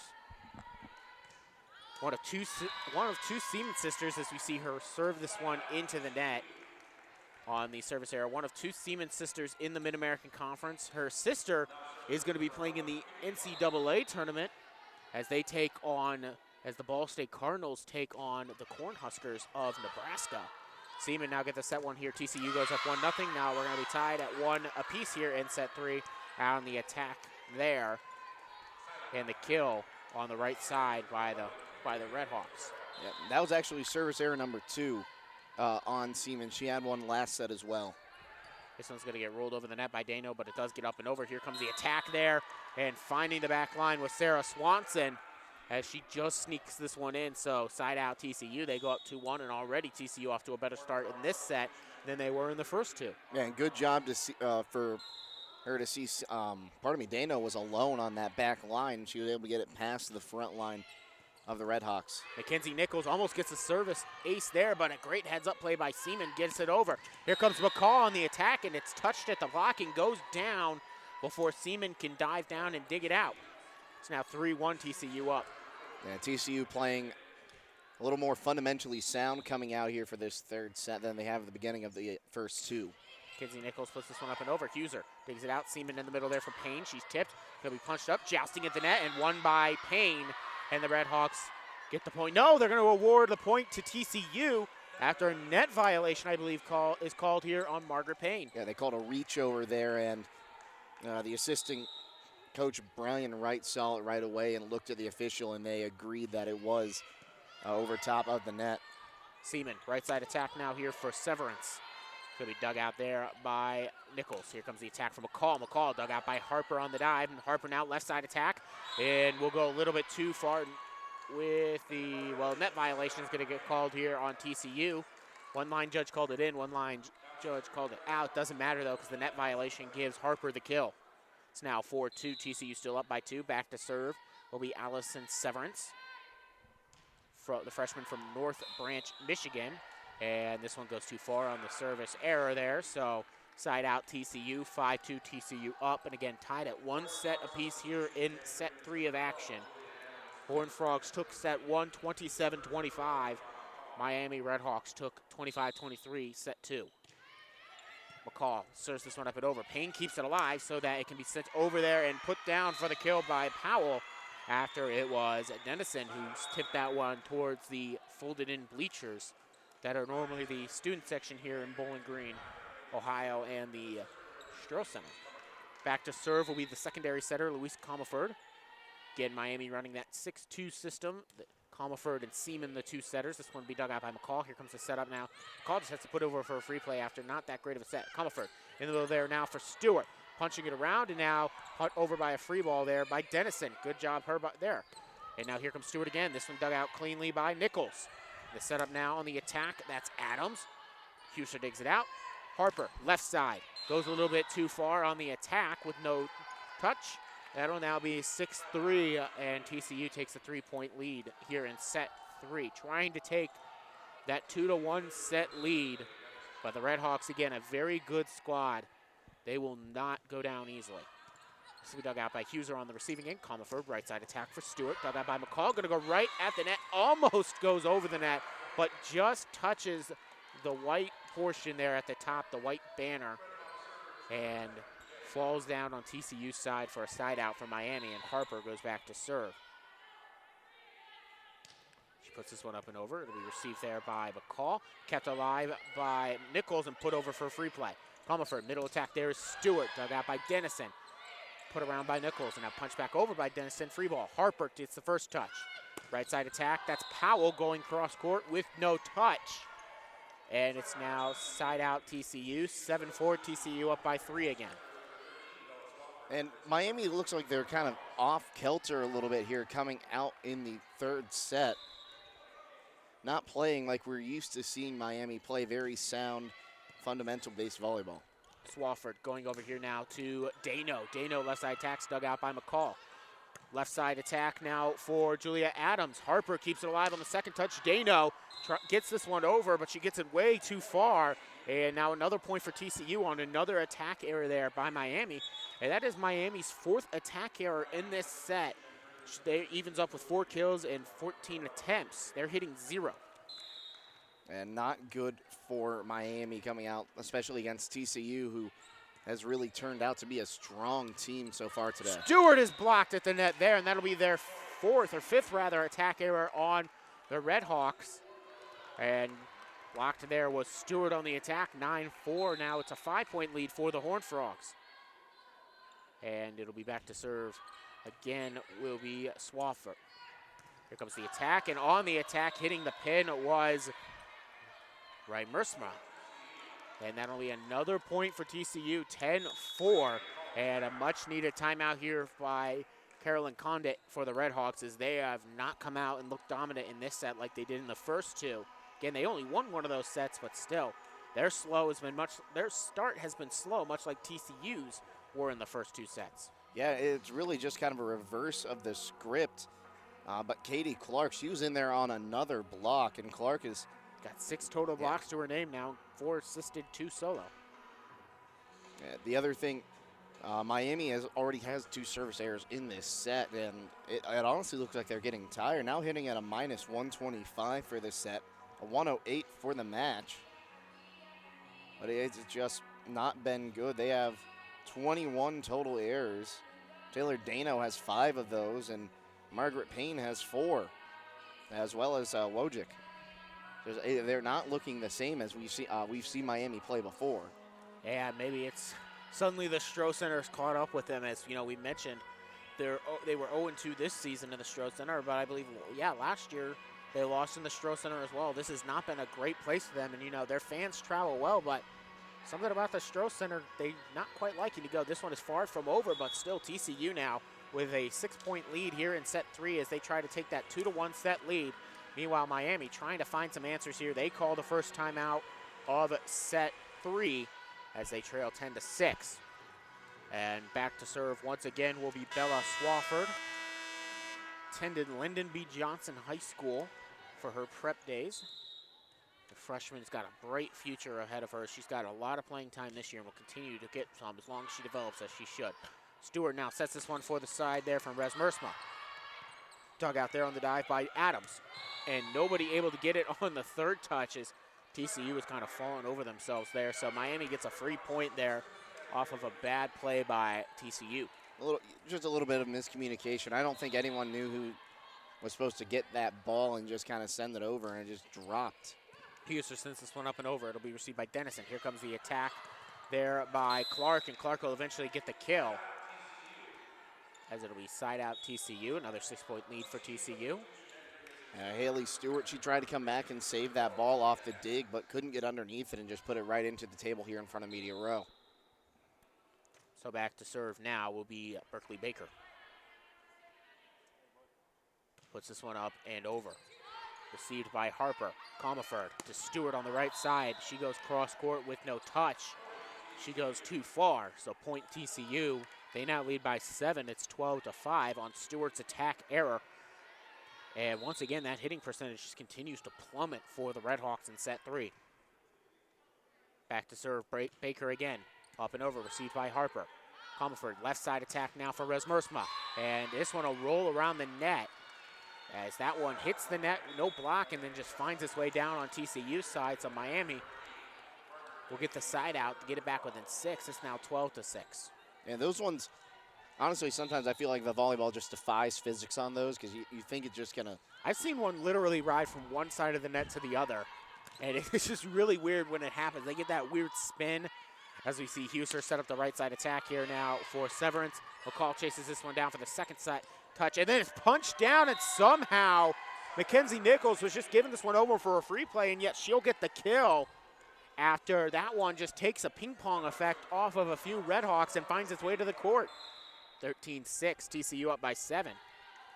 Back to serve. Katie Clark up and over, received by Huser. Seaman going left side now here to Reimersma. No correction. Yes, that was Reimersma. And that one goes too far again on the attack, and another point TCU. Reimersma did not play in the first set, only in the second and third, and she might find her way to the bench because she has not been playing great. That is her second attack error, and now a service ace for Katie Clark. It's now 15-6. And that attack error, that was the 8th of the set for Miami. They have 23 errors so far, as that's going to bring a timeout from Carolyn Condit. And that they're not playing good volleyball right now. It's starting to remind me a bit of that Ball State game back about a week and a half ago here in the Stroh Center, where Miami, they looked like themselves after the second set, and then they just kind of going downhill, and Ball State was able to come in there and get 2 in a row to end it. Yeah, and in much like fashion, Ball State took the first set. Miami fought hard to take that second set in extra serves, and then after that, it was a third and fourth set easy pickings there for Ball State. So perhaps history might be repeating themselves for TCU, as TCU really just continues to dominate this third set, 15-6. And part of that has been because Miami has already got the 8 errors. Meanwhile, TCU was errorless in this set with 4 kills. And again, they've actually got fewer kills than Miami, but Miami's been providing most of the points for the Horned Frogs, because you take a look at it, those 8 errors, and one of them has come off of a block, but a lot of them, Jacob, have just been too far and too many mistakes by Miami, sending the balls too far, trying to go too fast with it, not locating the balls. Yeah, you can't keep doing that, especially on the serves. Their serves have not looked good this set. Miami is usually a very solid service team, and they have 6 service errors, 2 of them coming in this set so far. But you look at the other side, Clark and Adams both with 8 kills. They get up there and they're getting blocks. So we said 6 total blocks for Clark already today. Speaking of Clark, she just got that service ace that sent us into the timeout. We mentioned 6 total blocks, 8 kills. She actually is tied for the match lead with the 3 other players, 1 on her team, 2 on the Redhawks. As Harper receives this one, Seaman now going to go here to Dano. Dano will be received on the dig there. Now McCall, left side attack, dug out by Huser. Seaman, middle here for Payne, and Payne gets the kill and a much-needed side out for Miami, as it's now 15-7, still trailing by 8. But Miami will now serve, and it'll be Taylor Dano to do so. And Margaret Payne is that player that Carolyn Conant likes to have in the middle there, because she can give you plays like that. Received kind of awkwardly there by Swaffer, but it will get its way to McCall, who's blocked. It'll be dug out there by Baker. McCall again beats the block, this time dug out by Seaman along the back line. Huser going to Harper, left side attack, dug out, ball's gonna go right back and then be put right back down off of the dig there, and goes right to Harper, and Gabby Harper puts it down. And Gabby Harper there gets Miami a point. We'll go back to Taylor Dano, who was named to the 2019 Mid-American Conference All-Tournament team. One of 2 Redhawks to be named to that tournament team. TCU now will get the point here, and it'll be 16-8. Horned Frogs have doubled up the Redhawks in set 3 now. Again, we're tied at 1 set apiece, so there will be at least a 4th set, but right now TCU trying to take that advantage, a 2-1 lead. That last kill came from Sarah Swanson. This one received here on the back line. Now it'll be Payne. She's tipped on the block, kept alive by McCall, who goes tumbling backwards, kept alive, and unable to chase that one down with Swanson, because again, that play was meant for McCall, but maybe the setter should have gone somewhere else with it. Maybe Nichols should have gone somewhere else with it, because McCall was tumbling backwards, and the set was meant for her, but she was, just falling backwards, so nobody was there to help her out. This one will be received by Dennison. Here comes the setup now on the attack. That was Knowles. Seaman now setting right side attack for Powell. Dug out there by Nichols. The set going far side for McCall. McCall on the right side at the attack will get the kill. Side out TCU. They now lead 17-9. Yeah, she just put a lot of power behind it, and Harper was not going to have a chance to dig that one out. That was McCall's 7th kill. She's now 1 away from tying 2 of her teammates for the match lead with 8, or actually rather the team lead with 8, but she's going to commit the service error there. That'll be TCU's 4th service error to match their 4 service aces. And Miami back to hitting at 0 in this set. Luis Comaford goes back to serve. Puts this one up and over. Received there by McCall, kind of low, but Nichols will chase it down. It's going to go right back, though, and Harper's going to put it back, but it'll be dug out. And then on the second touch, that looked like, and yes, it was, Julia Adams who tried to put it back, but she might have just wanted to commit a second touch. Now TCU kind of smelling a little bit of a change in momentum here, feeling the change in the winds, is going to call timeout as Miami's gotten back within 6. 17-11 your score here in the third set of this NIVC round 1 match.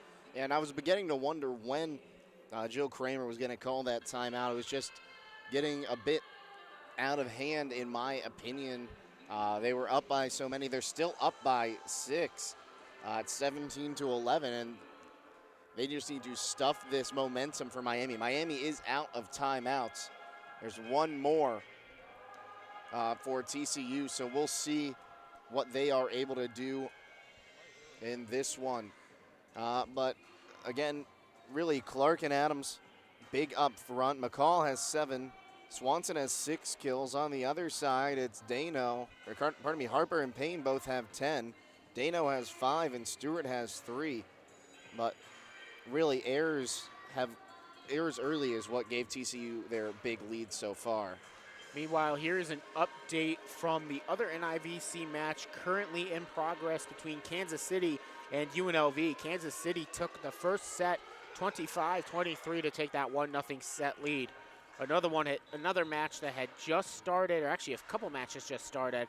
It is Sam Houston State versus Houston and Boise State versus Weber State. Both of those matches just starting now. Luis Comerford will go back to serve again. Pretty solid server here is the setter as she gets this one up and over.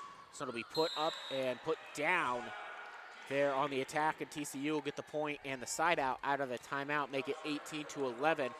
And a great play there in the middle portion at the net on the attack. And what a team does out of their own timeout is a big gauge of how the rest of the set's going to go. And Dennison gets service ace number 5 for the Horned Frogs, as that's now 9-11 after that one goes off of Huser and into media row in front, right here in front of us, right on the wall. 19-11 now your score. And this one served up again by Dennison. This one is received cleanly by Dano, who actually, did not receive the ball cleanly last time. And then off of a block is Dano's attack, so side out Miami. Then Dano will get herself a kill. And now Gabby Harper goes back to serve. Puts this one up. It'll get over. Received there by McCall. Here comes the setup now for Adams. Adams dug out by Huser on the back line. Comerford, right side attack.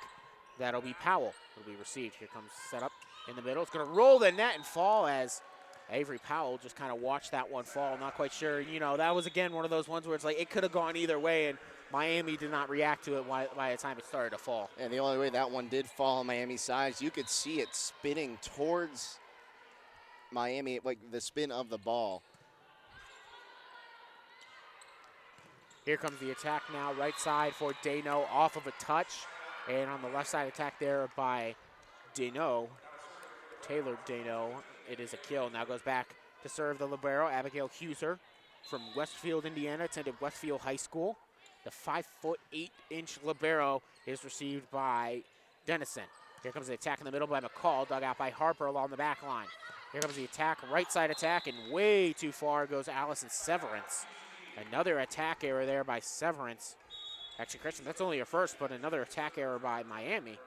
That's number 9 on the match, and that's on the set. That's the highest they've had in one set so far. 24 on the match, and that's 11 more than TCU's match total. Back to serve, up and over. This will be Baker, received by Harper, kind of low, but Dano does manage to get an attack. And this one, just getting their hand under it, was Baker.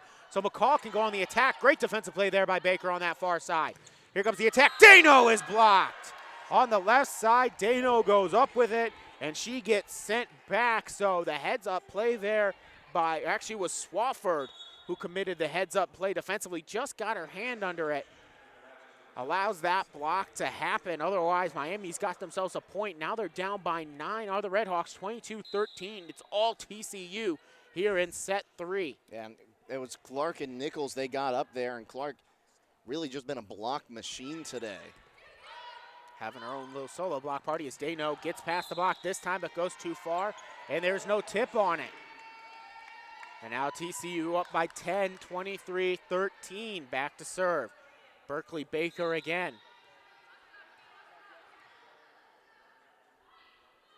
Baker goes up and over. Received there by Harper, going to go right back in the net, but Comerford keeps it in play as this one's going to get tipped over by Taylor, who just checked into the game. McCall on the attack, dug out by Huser. Comerford puts it over on the second touch. Here comes the touch in the middle on the attack. Was that Clark again? I think it was. And Clark once again gets the kill. Now it is set point TCU, 24-13. Back to serve, Baker. 24-13, this is set point for TCU, trying to go up 2-1. Harper receives, here comes the attack for Stewart on the right side. Tools it off the block and it finds its way down. And now it's back within 10, it's 24-14, but Miami's got a long road and no room for mistakes to try to come back in this one. Back to serve will be Morgan Seaman. And she does have 2 service errors on the day. This one will go up and over. It'll be received there by Swanson. Here comes the setup action correction that was received there by Swafford. And then on the attack there by TCU. And TCU takes set 3 to go up 2-1 after it's a 25-14 victory in the third set. And boy, TCU, they almost have to be asking themselves, where was that team in the first 2 sets? The one that, went down by 5 both times in those sets, was down by as much as 8 in the second set. Still managed to win the first set, but did not take that second set. Yeah, and it's like I said, in between the sets, this TCU team, I don't think Miami's good enough if they come out to a lead to come back and get it. Yeah, Miami came back, made it close, and then TCU just pulled away and was able to take the 2-1 lead now as we go into set 4. Miami hoping to stay alive, TCU hoping to send them packing down to Oxford.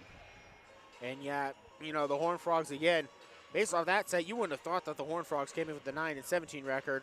Miami wouldn't have had the 17-11, but boy, they both played very strong volleyball. They both played very good volleyball to get to the NIVC tournament, but boy, Texas Christian with the dominant display there in that set, out hitting the Redhawks. And again, the Redhawks at 0-26, Texas Christian hit 4-17 in that set. Did not commit an error in that third set either. Yeah, and Clark now with 10 kills. She's one behind the match leader, Gabby Harper. All right, we'll step aside. When we come back, we'll have the fourth and potentially final set as TCU leads 2-1 here in the NIVC first round, game 1.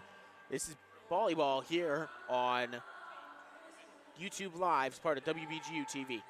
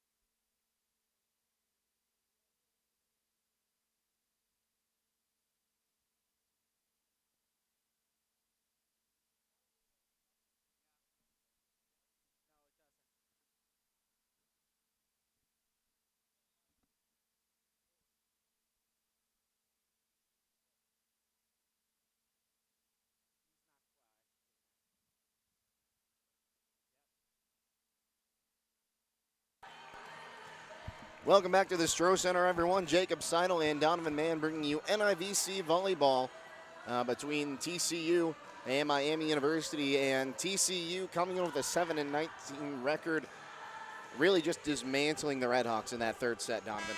It's actually 9-17, not 17-9 record, but yeah, no, certainly TCU, the Horned Frogs, did a really good job of getting up blocking. They actually only had 2 blocks. That was the lowest amount in that set, but coming out offensively hot with 10 kills. That's their lowest count in that, but on the other side, Miami committing 11 errors absolutely hurt them. Offensively, they could not get out of their own ways as they committed way too many mistakes, and that's very, very uncharacteristic of this Miami Redhawks squad, and they will certainly not see, we will not see that in this fourth set unless, of course, they came in with the mentality of let's just lose in 4. I don't think, though, they're too great a coach, they're too good of a team to have a mentality to say we're just going to throw this match, though. Right. And remember, game 2 of this doubleheader will start approximately 30 minutes after game 1. That one features the Falcons of Bowling Green and the Mastodons of Purdue Fort Wayne. Donovan Manna and our good friend Zach Smith will have that one for you, as that will determine the second round matchup here tomorrow at 7 p.m. As this one's up and over from Katie Clark, it's dug out. Seaman sets on the right side, and getting the first kill of the match is Margaret Payne. 1-0. As you really can't draw it up any better for that if you're Carolyn Condit. Now back to serve is Taylor Dano for Miami. She puts this one up and over. It's dug out. They'll look to set left side, and a quick move there by Swanson, and it was just handled oddly. I believe Dano was the one that dove for that one. It's now 1-1. Checking in is Audrey Knowles for the Horned Frogs, as this one is up and over. Having to get it over on the third touch is Harper. It's dug out. And then McCall was ready for that one, as she just kind of protected her face there, it looked like. So Miami will serve now, this one in the form of Allison Severance. Takes a few steps and puts it up just over the net. It tips over for a service ace. Yeah, that's one of those ones that I also think defies physics. Where that ball hit, I didn't think it was going to tip over. Yeah, the let ball there, and until I think 15 years ago, the let ball actually used to be considered a service error. It could not hit the net at all, but now they actually work to perfection if you can make them work, and sometimes it's just luck of the roll. Seaman sets, and that's a point for Miami off the hand of Margaret Payne. And she just put that one straight down, and now Miami coming out really just wanting to get the win here and force 5. So this one's up and over from Severance. Dug out, they'll set left side for McCall, That one actually went to Knowles, now come the other way. And there's a block by Knowles and Swanson in front. And good job. They didn't get the kill, but a good job to get up and not let Miami extend that lead. Get the side out now, 4-2. As McCall will put this one up and over. Dug out by Danow. Now coming the other way is Seaman, and they get the kill. The Redhawks do that. Is 5-2. Believe that was Seaman with the kill. I couldn't really see. I was blocked by another Miami player. It's Gabby Harper. No, Avery Powell. Swafford now comes the other way with it. TCU just has to get it over, and they do. On the right side for Powell, it hit the pin, and it's going to be 5-3 Miami. Back to serve now the libero, Danny Dennison. Dennison from Huntington Beach, California, puts this one up and over, just enough for her counterpart, Abigail Husser, to put it into the scorer's table, 5-4.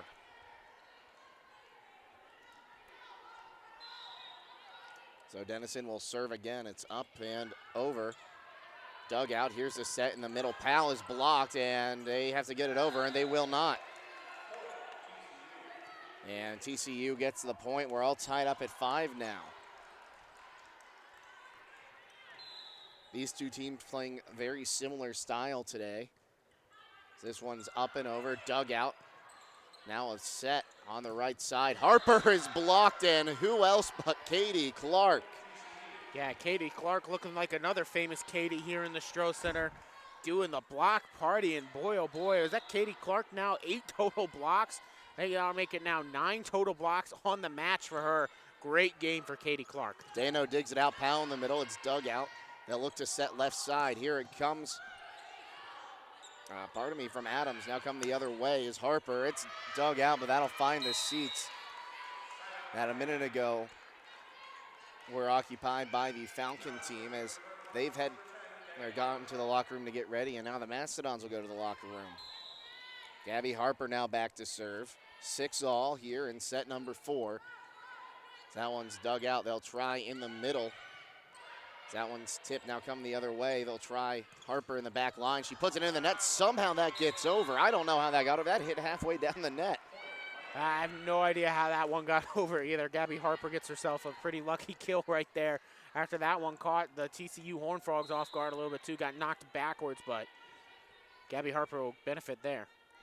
Harper goes to serve now as that one's dug out. The dig will go over the net, so free play. And Dana will put it down just in front of McCall. 8-6, Miami extends their lead to 2.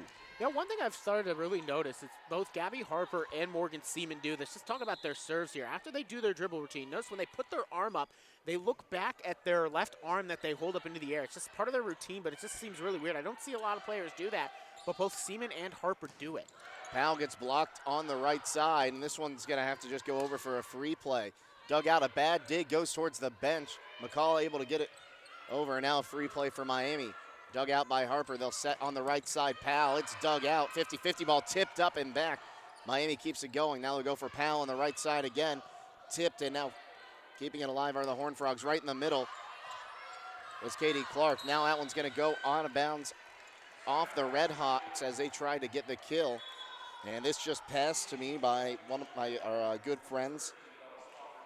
This was either Zach Smith or Ryan Vallon, but Katie Clark now has career high blocks.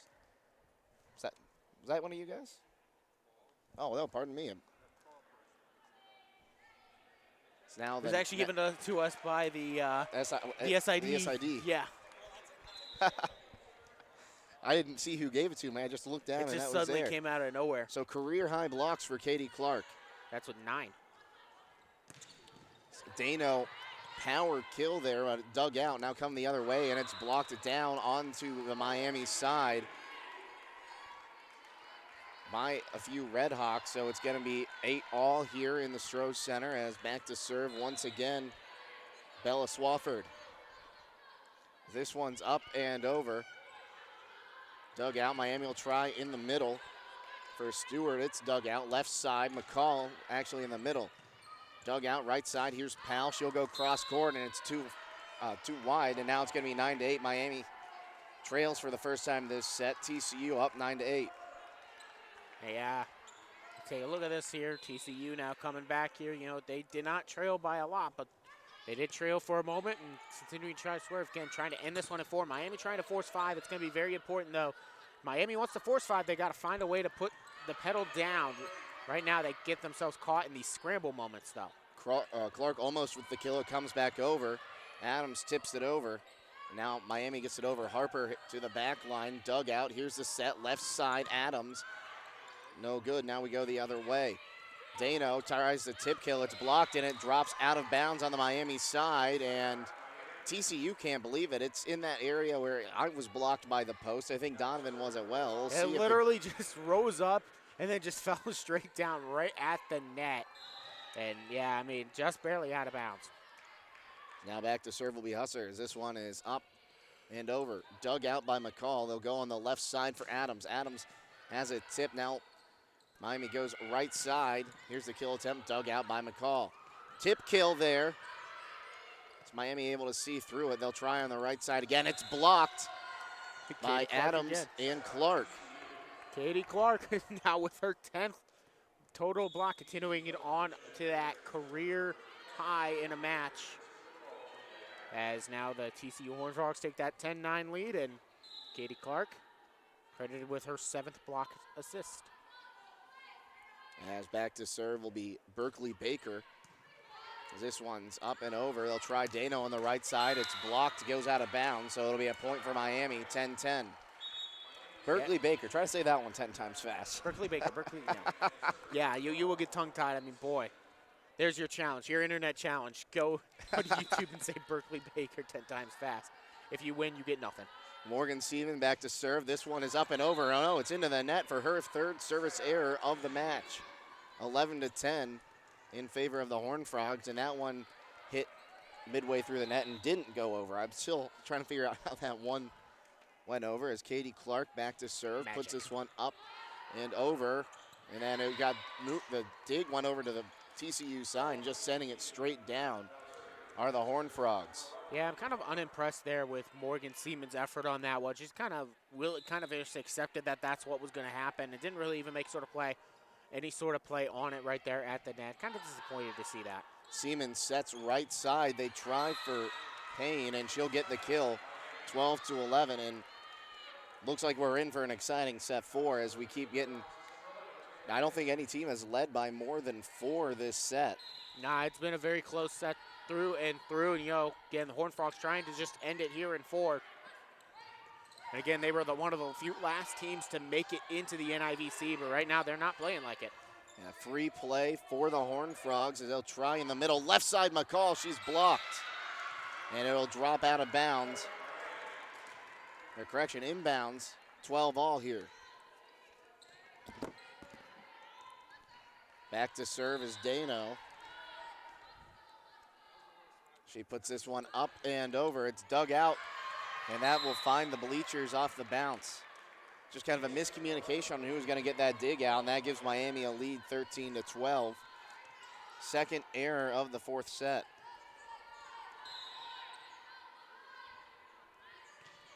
This one's up and over. That one's dug out. They'll try to set up in the middle. McCall just has to put it up and over. Dug out. Seaman sets in the middle, and that's going to be a kill for Morgan Payne in the middle. Correction, Margaret Payne. That brings a timeout from Jill Kramer. Yeah, that was a huge swing in momentum there as Miami continues to try to force that 5th set. They're now up by 2 here, creeping closer and closer as we reach the middle portions of this one. And for Margaret Payne, she's a huge part of this offense, huge part of this team. She and Gabby Harper both with 14. They're your primary attackers for the Redhawks here, not just in this one, but on the season. They're both huge pieces in the Mid-American Conference, both important parts. Again, Harper's still got 2 more years here at Miami, but for Margaret Payne, this is her potentially could be her last match.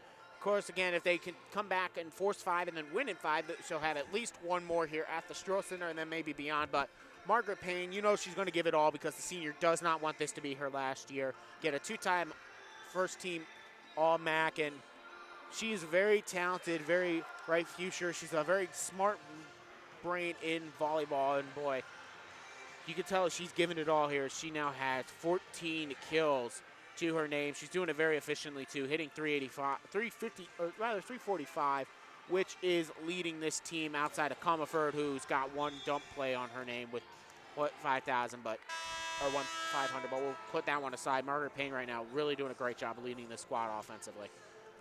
Dano back to serve once again, 14-12. It's been a swing the other way for the Redhawks. We'll go the other way. It's dug out, and I believe that counts as a service ace on the bad dig. Yeah. As didn't see who got to that one. I believe it was number 10, Berkeley Baker, who just hit it oddly. Dano puts this one up and over, dug out by McCall. They'll try in the middle for Swanson, and she's blocked down on her own side, 16-12. Yeah, Miami has definitely got no quitting to them. They're going to continue to try and push for that 5th set because they know if you force a 5th set, anything can happen, and they are a team that loves 5 sets. They can do it all. Dano's serve was dug out, and then McCall blocked it. And that's the second block in a row. Yeah, second block in a row, second block in this set. And, Horned Frogs actually have 4 blocks in this set, but still. Dano up and over. They'll try left side. McCall, that one beats the block, but it's dug out by Dano. Seaman sets right side. Here's Harper, dug out on the opposite side. They'll go left side to McCall. Dug out by Dano again. Seaman has to go back and send it forward. This is going to be somewhat of a free play as it's dug out by the Horned Frogs. They'll try Swanson on the kill attempt, and call blocking violation. Blocking violation on Miami. It's going to be 17-13 now. And TCU really needed that side out because Miami had been on such a run right there really quickly, really hard, continuing to push.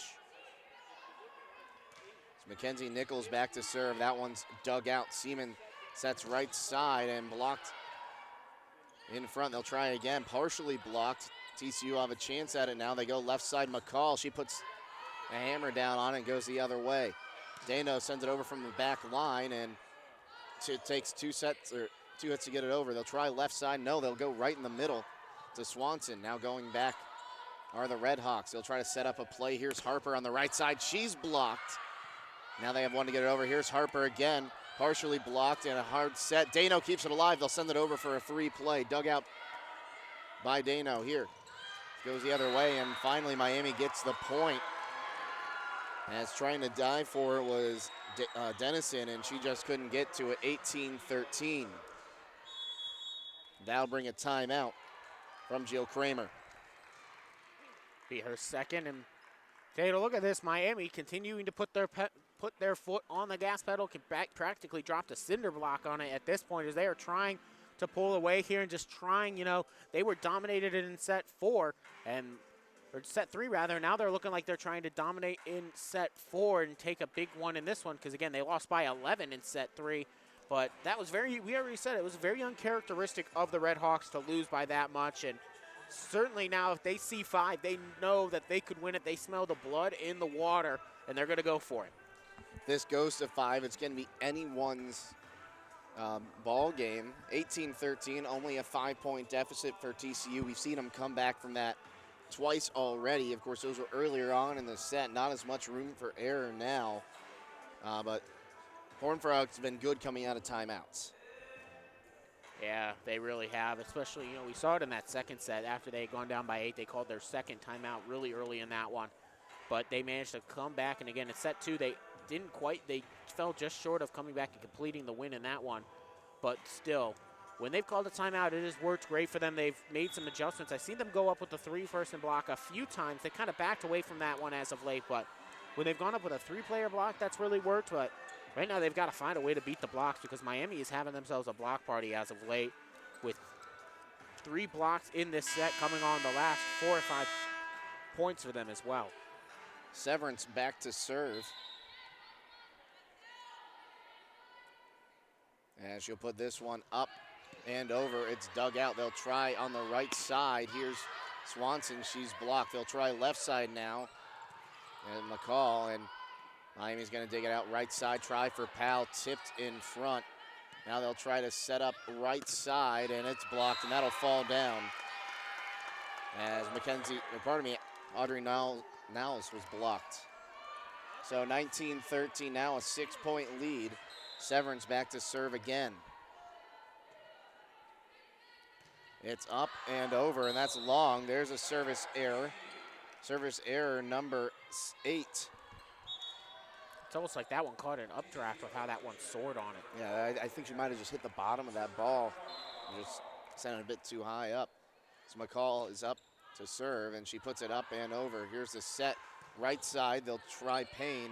Gets it over as it's dug out by McCall. Left side for Adams, and the dig goes right back to the Horned Frogs. He'll try Adams again, little punch kill.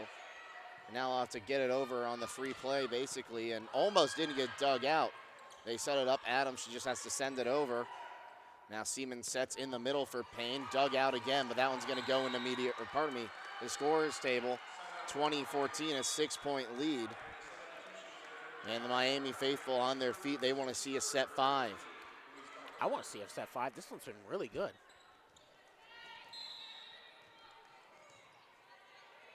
Back to serve. It's Comerford. That one's dug out. They'll try to set left side. They do for Adams. It's dug out by Dano. They try right side now. Harper. She's blocked, and that'll fall down. It was Swanson and Knowles in on that one. I tell you what, Gabby Harper has really struggled with being blocked here in this one. That is, I think, the 3rd or 4th time that they have blocked her, and, that's not easy to do. Gabby Harper, she's got some really good offensive talent, the sophomore, but, boy, they are blocking her left and right today. One up and over Horned Frogs. It goes under the net. 21-15 now. We're back to a 6-point lead for the Redhawks. And Jill Kramer out of timeout. Back to serve will be Harper. Puts this one up and over. Dug out by McCall. They'll try in the middle for Clark, and it's dug out. Right side now. Here's Dano. Blocked by McCall, but it goes out.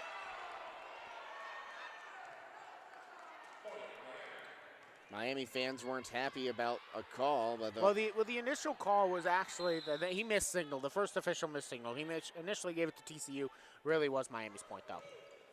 As this one's dug out, they'll try left side Adams. It's dug out, goes far back. Husser puts it over, and now a free play for the Horned Frogs. Dug out, they'll look to set left side Adams. She gets tipped, and then that'll drop 22-16 now the score. Coming to check in will be Bella Swafford as she'll go back to serve for the Horned Frogs.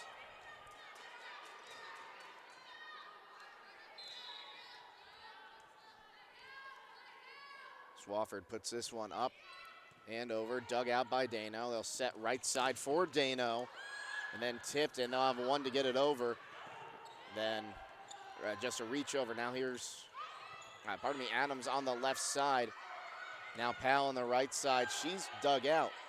Adams again, left side now, and that's gonna drop just in. I'll tell you what, in a play where both teams are kind of scrambling to find something, TCU manages to find up and just sneak that one in on the back line there. And again, TCU was caught off guard there. Miami was kind of scrambling all over the place, but that's kind of one of those ones where it could go either way, and TCU just able to get the last touch and the last laugh on that one. Tip kill from Powell, no good as TCU saves it. That one just dropped down by Powell. It's gonna be 24-17 now. 23-17, pardon me. I already changed the scoreboard before I looked.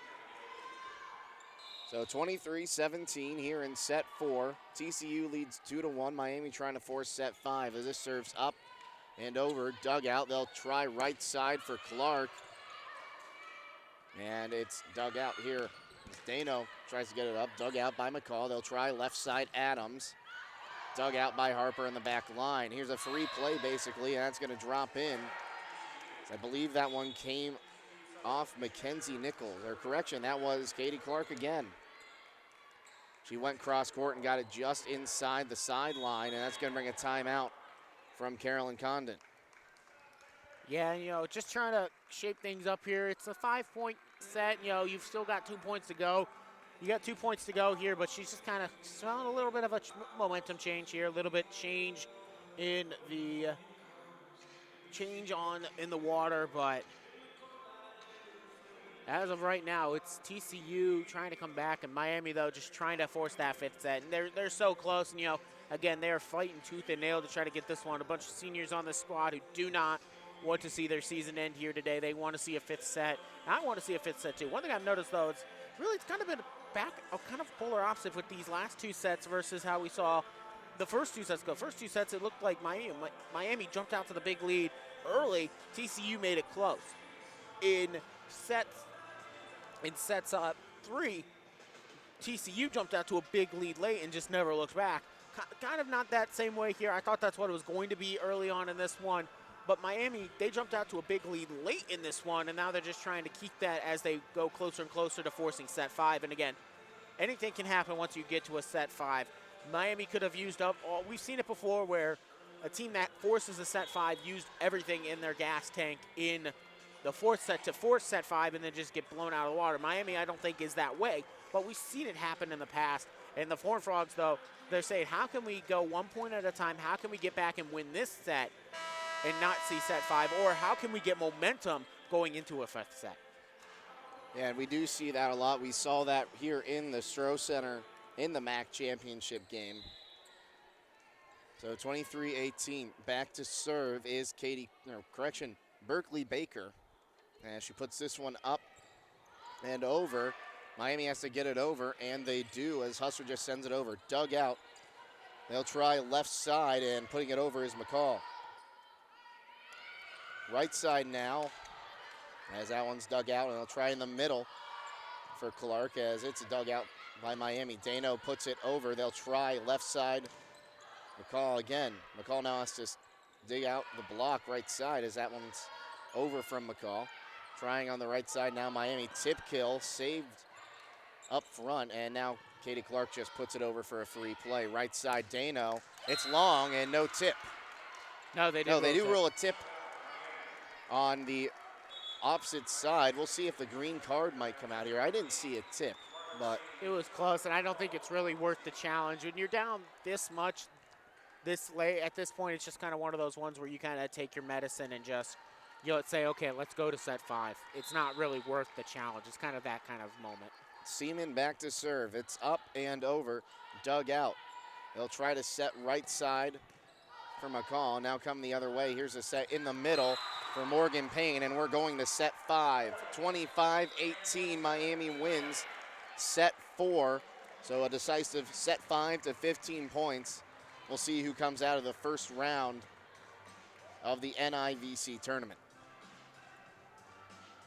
Yeah, I mean, great job there by Miami with their backs against the wall. You know, they lost set 4.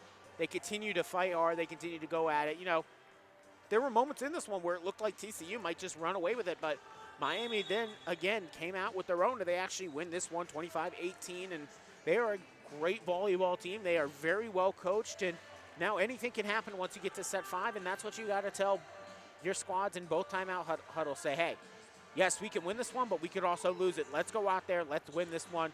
And you got to have a mentality of don't let them know what hit them. Because a set 5 only goes to 15 points for the winning squad. You got to go out quick.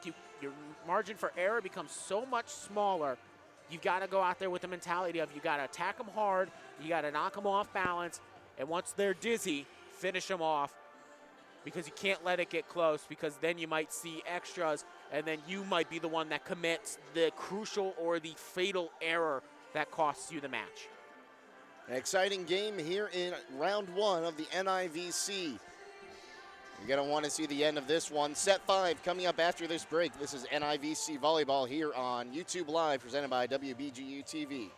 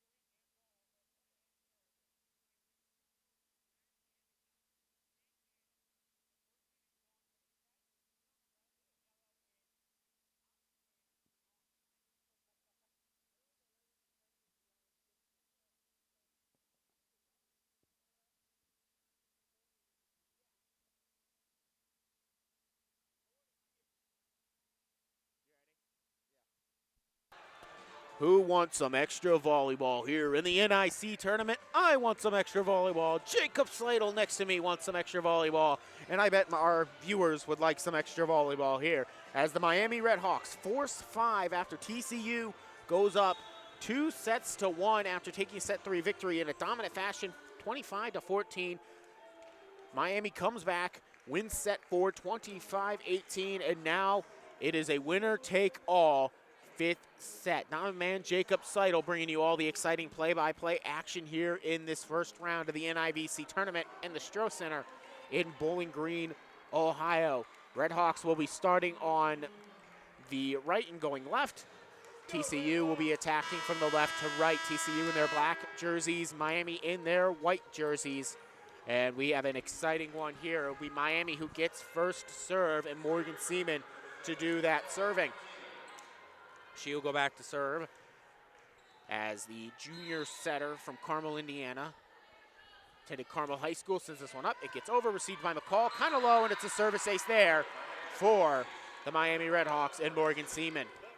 And set 5, the first point always seems to be a bit more important just because you have less to get to, but you got to get that momentum early.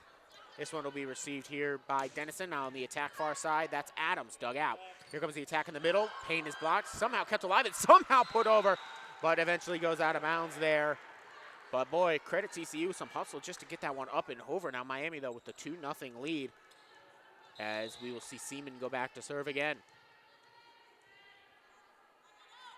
She goes up. She goes over. Lefty serve. This one received there by McCall. Here comes the setup now for Adams. She's blocked, punched around, and McCall will get it over for the free ball as this one's dug out by Huster on the attack, and there's Katie Clark with the block. And she just keeps adding to that career-high blocks. That'll be her 4th solo block in this match. And now she's got 11, which is her career high and continuing to be climbed higher and higher. And she's just a sophomore. These Horned Frogs will have her for another few years. Swafford sends this one up and over. Seaman going to set this one up here in the middle on the attack there for Allison Severance. And on the attack error there, we're tied up at 2 here in set 5. Actually, that wasn't a solo block by Clark. I guess they say Adams got in on it as well. I thought it was just her. Back to serve, it'll be Swafford. Received by Huser. Seaman going to set up the right side attack, and it's Payne, dug out by Harper after the block. Left side attack, Dano. Dano goes too far with no touch, and now the Horned Frogs will take a 3-2 lead here in set 5. Back to serve now, once again, Bella Swafford. Gets this one up, and just a little bit too far as it goes up and over past the back line. Huser still was going at an attempt of it, but great job there by Huser to get out of the way, because, again, if she slides out of bounds and that one touches her, that is a service ace for Swafford, but she somehow managed to turtle up and get out of the way of that one. Served up and over again. Actually, no, did they call that a service ace for Swafford? I guess they did. I thought that one was out. Now we will see a side out here for Miami after that was 4-3. I thought that one was out of bounds. It must have hit her. Yeah, they hit it. They called it hit like just on the outside of that tape. It was very close though. So back to serve as we know now on the side out. Dug out there by Dennison. Here comes the setup now for Adams. Received by Huser. Harper. Just going to get this one over so Dano can send it over for free ball. McCall digs it out. Nichols is going to set up the attack here for Clark, and Clark will get the kill as Clark gets her 11th kill. And side out TCU. Clark is having herself a great game. A double-double with kills and blocks. And back to serve now is Berkeley Baker. 5-3. This one received low there by Dano, kept alive by Huser, so Harper on the left side can get it over. Dug out there, back line by Baker. Right side attack, or left side attack rather, it's McCall, but McCall sends it straight down into the net, side out Miami. And now it's 5-4. Redhawks back within 1 of the Horned Frogs. And that's not what you want to see in this area. It's a 1-point game now. You're up to 5 points, and it only goes to 15. You can't give up 3 points like that. Severance serves that one up and over. Now McCall, left side attack near the middle. She's going to get this one up and over. Received by Severance on the dig. Here comes an attack. Dug out there by Dennison. Right side, blocked is Clark. Kept alive. McCall, left side, up and over. Dug out there on the dive by Severance. And right side attack there by Payne with a tip. It goes past the back line, so Payne will get herself a kill, tie us up at 5. And Miami to serve again here in set 5. TCU took sets 1 and 3. The Redhawks have taken sets 2 and 4 to get us here. Somebody dug out low. Nichols gets to it, and now put over by Swafford. Dug out. Payne in the middle, goes with the attack, and Payne gets the kill. Margaret Payne gives the Redhawks the lead. It's now 6-5. Back to serve.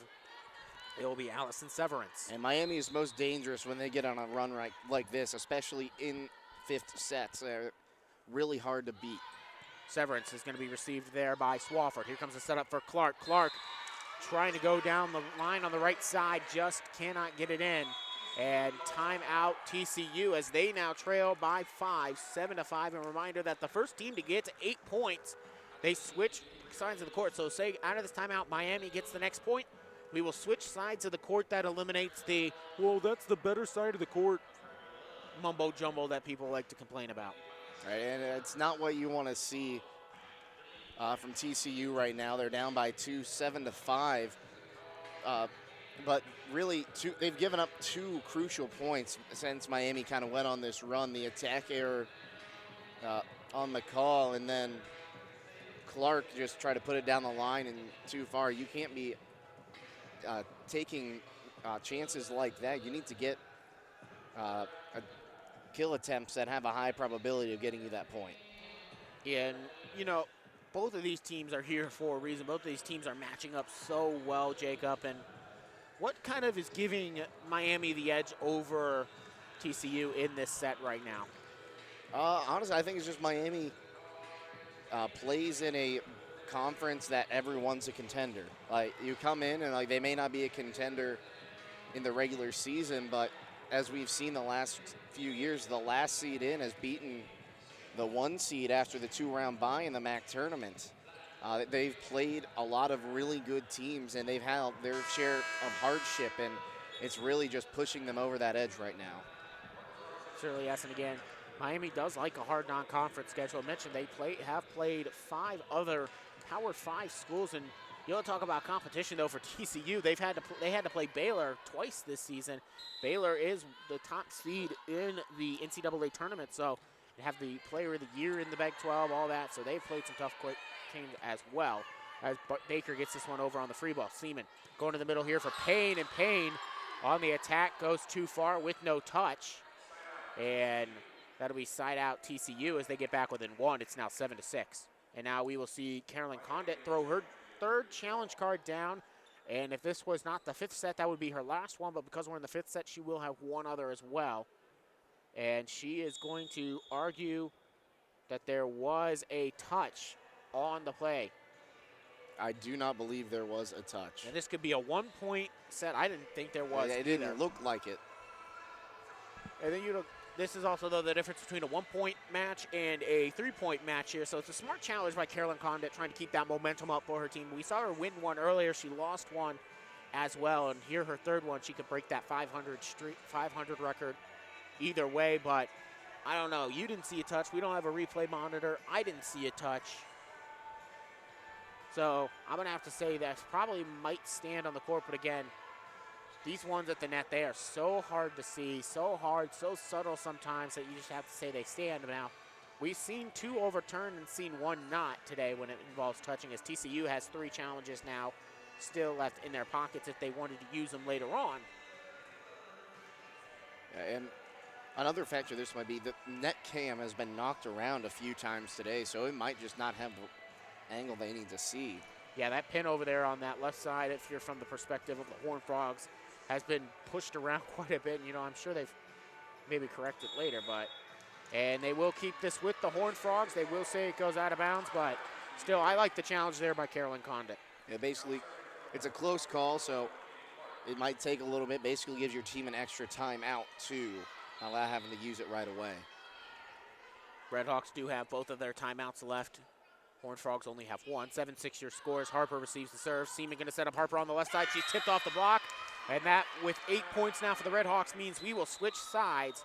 And it's now 8-6.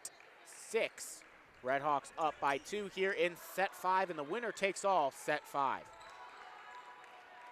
Yeah, it's a very dangerous place for TCU right now. Miami gets the first 8 points, and of course, going to 15, it could just be, if TCU doesn't come out and put up 3 or 4 points here before Miami can respond, it might be game over.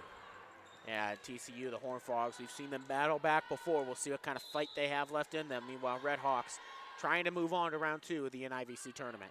This one will be dug out here. Comes the setup in the middle there. Kind of awkwardly hit, but falls for Swanson on the kill. That was kind of awkwardly hit there off the fingertips of Swanson, but she does get the kill. Meanwhile, an update for you from that UNLV-Kansas City game. Kansas City, or actually whether UNLV came back to take set 2. Now we're tied at 1 set apiece with an 11-9 score in that one. That's another round 1 of the NIVC tournament. Here comes a punched up and over there by Payne. TCU gets a free ball. Here comes setup on that far side. On the attack there was Knowles. Right side, Powell, and Powell will get the kill after the first touch. Just sends it right back into the net. Nobody was there to help dig it out again. 9-7 now. Miami up by 2 over the Horned Frogs of TCU. Back to serve. Gabby Harper. Serves up and over. Received there by Baker. Set up in the middle on the attack. That's Adams. Dug out there by Huser. Comerford. Right side to Powell. Powell just finds it inbounds there, and maybe not. Might see Jill Kramer throw down the challenge card. The team is urging her to. And here comes the green card from Jill Kramer. And they are challenging that this one actually went out of bounds. So this could be the difference between a 3-point game and a 1-point. I tell you what, I thought I was ready to call it out of bounds too. I thought that one was close. And what do you see, Jacob? It's going to be really close. Unfortunately, I don't know if they'll have the I don't know if they'll be able to overturn it because it was right at that line. And if any part of that ball hits the line, that's in. That's right. Just the whisker of that line and it falls on that line, it is inbounds. Meanwhile, also you got to have the right camera angles, the right everything, and the official, he's being really good with his quick replay of views. Either it's there or it's not. We've actually seen more challenges won than lost here in this one. TCU is 1-0 on their challenges. That could change here. And Miami is 2-1 on their challenges here in the NIVC tournament in this first round. So anything can happen. It's another quick replay, and they will keep the point with Miami. And that's basically what I expected. I don't think there was going to be a good enough angle to overturn that one. So it is 10-7 now. Miami is up by 3. Powell gets that kill. That is kill number, I believe, 11 for Powell. No, correction, kill number 9. And here comes TCU getting the point now, coming back out of that challenge. Getting back within 2. It's 10-8 on that one. Miami up 10-8 as TCU makes their changes as McCall checks back in to serve.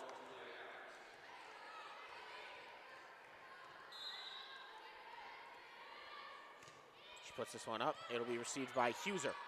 Comerford, left side attack for Dano. Dano tools it off the block, and it goes out of bounds on the right side of TCU's court. Gets another 3-point lead for Miami. They're up 11-8. And it's starting to look like TCU might just be running out of gas here. Of course, they had a long journey, the longest of all of the journeys of the 3 visiting teams here, but it might just be about over. But here comes the kill in the middle, so not so fast as Sarah Swanson gets herself another kill on the attack there, brings it back within 2. It's now 11-9.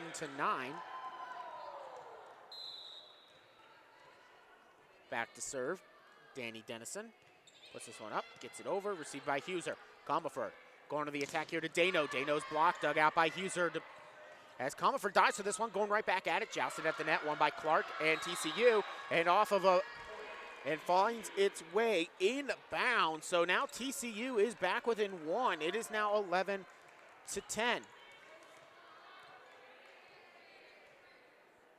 Is there going to be a challenge coming here? I don't think it should, because it's still, even if it lands, no, it's going to be a timeout. I say, because even if it landed out of bounds, it's still off of a Miami player. So nothing really to challenge except that they might have seen a blocking violation. But it is a timeout by Carolyn Gondit. I thought they might have been asking the official if it was a service violation. Only seen one of those once, where they had the wrong person back to serve. But yeah, that was a Miami player too. It was Miami player. They had the wrong player back to serve in rotation. Morgan Seaman served twice in a row, despite a side outs occurring. And I actually saw another one where there was actually a challenge where a player had stepped inbounds, or had not stepped. They were challenging whether or not the server had stepped inbounds or out of bounds. They ruled that it didn't. The very next serve by that player, she clearly stepped inbounds. That was another service violation, but they don't happen a lot at the Division I level of volleyball, or really any sport. Errors like that don't occur much. And now this is just a timeout, because TCU's gotten back within 1 again. They're kind of finding some momentum, and Carolyn Condit taking a smart timeout. Also realizing her squad might have just needed a break, but both teams hitting under 200 in this set, and in this match too. But TCU getting back to their blocking ways, getting back to their crisp attacking ways as well, kind of have that momentum. And, they just got to keep their pedal down, though. Meanwhile, Miami's got to find some answers, because this has been a good one all throughout in this match, and it'll continue to show a good one right on to that final points. Could even go to extras, I think, Jacob. Yeah, Margaret Payne has 20 kills on the day, too. She has been all over the court for the Redhawks. So back to serve will be Danny Dennison. Attended Edison High School out there in Huntington Beach, California. She puts this one up and over. It's going to be received there by Huser. Comerford going to set up the left side attack for Dano. She's blocked. Harper puts it right back on a free play off of the dig. Set up in the middle here, and the attack for Katie Clark does not get over the net, and there's a free point for Miami on a 4th touch by the Horned Frogs, 12-10. And that's what I was saying earlier. You can't afford to be giving up those points, and now 3 points away from victory are the Redhawks. Seaman serves this one way too far. This one finds its way all the way past the back line and into the restricted zone of the basketball court, which is a great distance away from the back line. almost practically all the way to the baseline of the basketball court here at the Stroh Center. 12-11, TCU back within one, back to serve. That is Swafford, received by Harper. Seaman gonna have to set this one up. Dano on the left side, dug out by Dennison. Here comes the setup now, left side attack. On the attack and getting the kill there is Adams. We're all tied at 12. After a touch sends this one out of bounds. It doesn't matter, there was actually a blocking violation anyway. But still, we're all tied at 12 as we see Adams get the kill, and Miami will call another timeout, their final one here in set 5 and of this NIVC round 1 match. No matter what happens, TCU has refused to give up, and they're showing why this team was in the NIVC. You wouldn't expect a team with their record to be playing this well, but I think they might be some of the biggest challenges Miami has faced this season. Of course, they play in like a big volleyball conference with Baylor, and they're non-conference against all the other, a lot of other Power 5 schools. They're playing like a Power 5 school today. Yeah, certainly. And, you know, I don't want to necessarily say that's the, like, you know, what they say, well, even if you get a really, really bad, because TCU is not a really, really bad, but if you get a really, really bad Power 5 school, they should still be able to beat the best of the best in the group of 5. That's definitely not what we're seeing going on here, and I don't believe that's true at all, because anybody can win on any certain day. And I think right now these are just two volleyball teams that, you know, were given an extra opportunity to continue their season, continue their postseason play after they didn't get their favorable results in, well, for Miami, it was the conference tournament. TCU and Big 12 don't even have a conference tournament, to my knowledge. I don't think they do. So you take a look at it. This is TCU saying we want to continue our season, but Miami's trying to battle back. And so, again, two teams with determination. Hart wins the day. Sent up and over here by Swafford, dug out by Huser. Seaman going to go left side to Dano. Dano hits it into the net right there. Point TCU. TCU now takes the 13-12 lead. 2 points away from a round two match for TCU. Swafford serves it up and over again. Harper receives kind of low. Seaman going to the middle here to Payne. Payne dug out by Dennison. McCall sets this one up over here for Adams, who goes up with the tip. Seaman, middle for Payne, goes with the tip, dug out by Dennison. Now put over on the free ball there by Nichols. Seaman in the middle again for Payne, beats the block, dug out there by Swafford. Here comes the setup in the middle on the attack. Ping pong off of Harper's face, and Katie Clark will get the kill. Katie Clark, 12th kill on the match for her, and now it is match point Horned Frogs. And a lot like set 1. This one served up and over here by Swafford. Harper receives. Seaman going over here now on the attack. She's blocked, dug out there by Huser. The attack was by Dano. Seaman again for Dano on that left side. Beats the block this time, dug out by Swafford. Nichols jousting at the net, one over. Here comes the setup now on the attack. That's Adams, and Adams gets the kill. Point, set, match, TCU. Winning it in 5 and advancing to the second round of the NIVC. And Miami, they fall to 0-3 in the Stroh Center in the last month, and this is a very hard place to play in the MAC regular season, but I don't think they are expecting it to end this way today. And you know, certainly we will keep the post-game brief here as we have another match to cover. It'll be myself and Zach Smith to cover the one that'll resume at about 30 to 35 minutes once they get the timer started here. That'll be between the Bowling Green State University Falcons and the Mastodons of Purdue Fort Wayne. But Jacob, this one here, we saw back and forth display. Both teams came out. They had their moments, but boy, TCU showed no quit. They showed a lot of heart. And when you look at the box score, there's one player in particular that kind of jumps out for me. It is Katie Clark with her 12 kills, hitting 152 and 12 blocks to her name, 4 solo, 8 assisted. Katie Clark, player of the match, and boy, what a great match for her. And there's no disputing it. Career high in blocks, and she really led the way for this team along with Adams on the kills. And I don't think TCU could pull out this match without either of those two, but more specifically Katie Clark. And she's only a sophomore. TCU has 2 more years of her, and don't be surprised to see them start making noise in the Big 12 next year. And then, you know, she's one of 3 Horned Frogs with double digits. She joined Swanson with 11 and Adams, who led the team, with 13. We also take a look here. Leading the team in assists was Nichols with 40, and then leading the team in digs was Dennison with 25. On the other side for Miami, their season falls short, but you cannot. That is, their season ends here today, but that is in Madison, or you take a look at Margaret Payne and her effort. She did not want to see this season end, hitting .326 with 20 kills. Boy, Margaret Payne had herself a match. Unfortunately, the rest of her team could not quite find that same level, but credit her for her effort here, the senior and two-time first-team All-MAC, doing her part, try to keep this team's season alive. Yeah, she was difficult for almost every team in the MAC this year, and she didn't want to see it end, and neither did the rest of the Redhawks, but